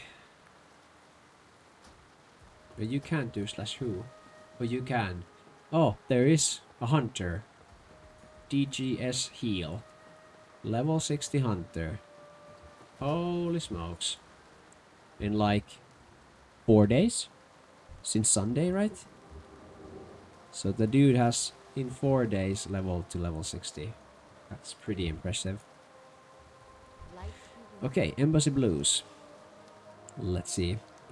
Ah, this is the good stuff. Well, from one sailor to whatever you are, mainlander, thanks a bunch. Safe travels. Well, you are welcome. Power levelers are insane. They definitely are. Yeah, some of those like speedrunner gamer types, they are really, really insane. Charis's respond. Sailor Boris would let out a loud, heavy sigh of relief. I can't thank you enough for this. So much time spent worrying, and at least I was able to finally do something. Here, for the cost of the rose I forgot and some extra bit for doing this on my behalf. Thank you, Sailor Boris. Those were some nice quests. Nice new quests. I'm almost hitting level 14. Would be nice to hit 14 before I have to leave here, so I could train my quests. I wonder, Holy, do you know if there's some new stuff in Ashenvale, or Darkshore rather? I'm thinking, should I go here? Because there's the boat. If it's just the same old quests, I don't think I'll bother. Because I've done these a million times. There might be. I wonder. Because these look all the same. Maybe I'll go... Nah, I want to go to Westfall, actually. That's what I want to do. Though I'll think I will be ending the stream also quite soon, because it's getting quite late. It's already almost midnight in Finland. And as we have established, I am also an old gamer dad. So if I stay up too late, then I won't be able to perform my regular duties tomorrow. Westfall has a few new quests. Nice. I think I'll go to Westfall next, when I'm next time playing and streaming. I try to get as close to like the Dead Mines level as I can. I think what I'll do right now is I will run outside and park the character below one of those survival tents. Get my rested XP up all the way, so I have full rested XP for the next session, and then start logging off for this time. But wow, that was such a good, like, today was such a nice stream with you guys hanging around, talking. Like, I had 2 streams before. I streamed the first time on Sunday and the second time on Tuesday, and I was like mostly expecting it to be the same, like basically 0 to maximum 1 viewer across any of the channels, and no chats, like nobody talking in chat. And then almost immediately when I started playing, there was a person who started chatting, and then you hopped in Acorn, and then we had Red Monkey hopping in, and a lot of discussion. Like, there was like 3 or 4 like active people throughout the stream, so that was really nice, like a nice surprise. Fashion demand sacrifice. I wonder. Hopefully there's probably is oh, there's no tent. It makes me really glad that you had a good stream. That's such a nice thing to say. Thank you, man. Thank you. Yeah, I mean, I have fun even if there's no people, like, still, because it's a fun game and that, but just having this kind of interaction, having this kind of like genuine discussions and talking about the stuff that's like interesting for us, like the TTRPGs and then like World of Warcraft and all that, it makes it just that bit more fun and interesting. Look at that. There's quite a few people. Quite a few people huddle into the tent. It's a really cool looking tiger mount that somebody has. And the other guy has like a plain strider. Tall strider. Very cool. I love standing under tents hanging out with people. Yeah, that's also my real life hobby. Standing underneath tarps. I will go to this new one because I have this one solo.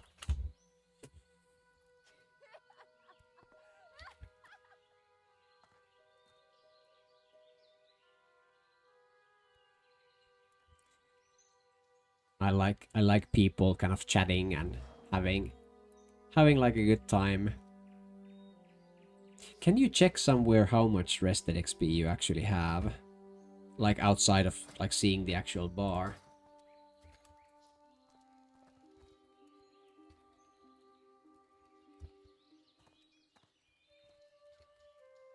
Is there like a command maybe or something? I don't know.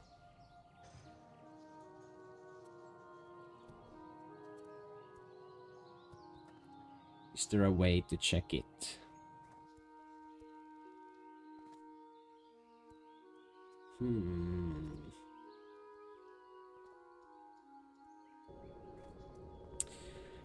Holy Acorn says, no, I use an add-on called Bubbles. Okay. Yeah. I figured as much. I thought I probably would have come across that at some point. If there actually was a way to check it without any add-ons. But guess not. I guess not. Oh, that was some fun stuff. Fun quests, some new stuff, some really nice conversations. I realized like at the like halfway point of the stream, I realized that I hadn't pressed recording on OBS.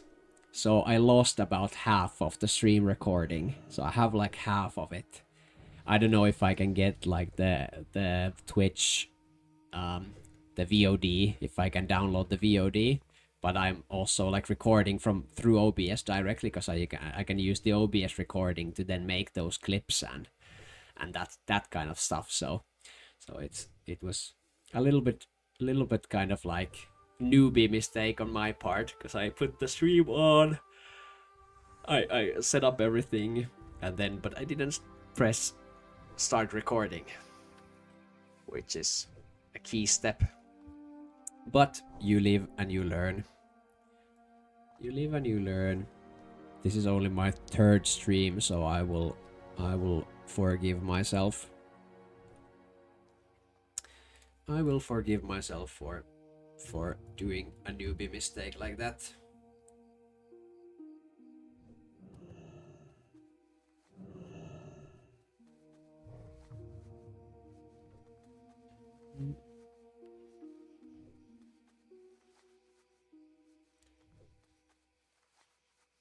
Oh, I'm starting to yawn a little bit.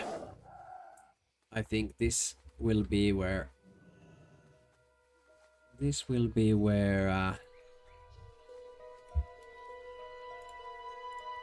where I put on my ending screen. I worked on this a little bit. This was also a little bit of the development of last from last session. I don't know if you hear the Elven Forest sounds. It should be like a video animation, but I wanted to have this kind of end screen or kind of like at the beginning of the stream have this thing where I can have a chat with you guys, whoever is kind of, if I have people hopping into the stream from the get-go and have like a little discussion and then at the end also to have like a little kind of closing thing, so not like just put everything off and log out, but do the same. Oh, okay, you hear it. Good, good, very cozy. Yeah, exactly. I think it's like an hour long kind of elven forest ambiance thing.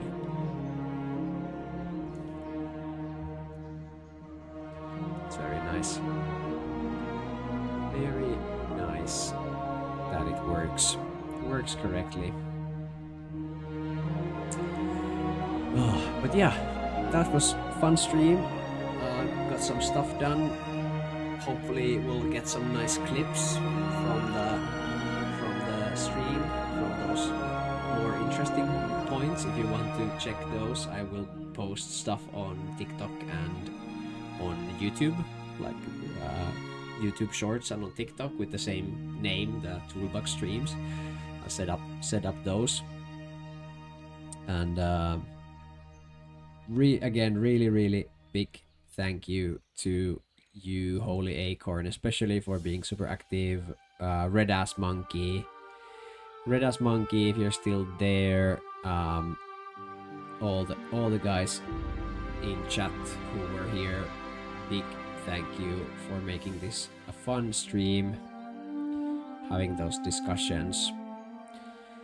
I'm gonna go have a little bit of dinner and then catch some sleep. I will stream again on Sunday, 6 p.m. GMT, so 8 p.m. Swedish times, especially for you, Acorn, because I can translate for you Swedish time, because it's 9 p.m. Finnish time. So around the evening on Saturday, and then again on Tuesday. So hopefully I'll see some of you guys then, and have a good rest of your day and have a good weekend. Toolbug out.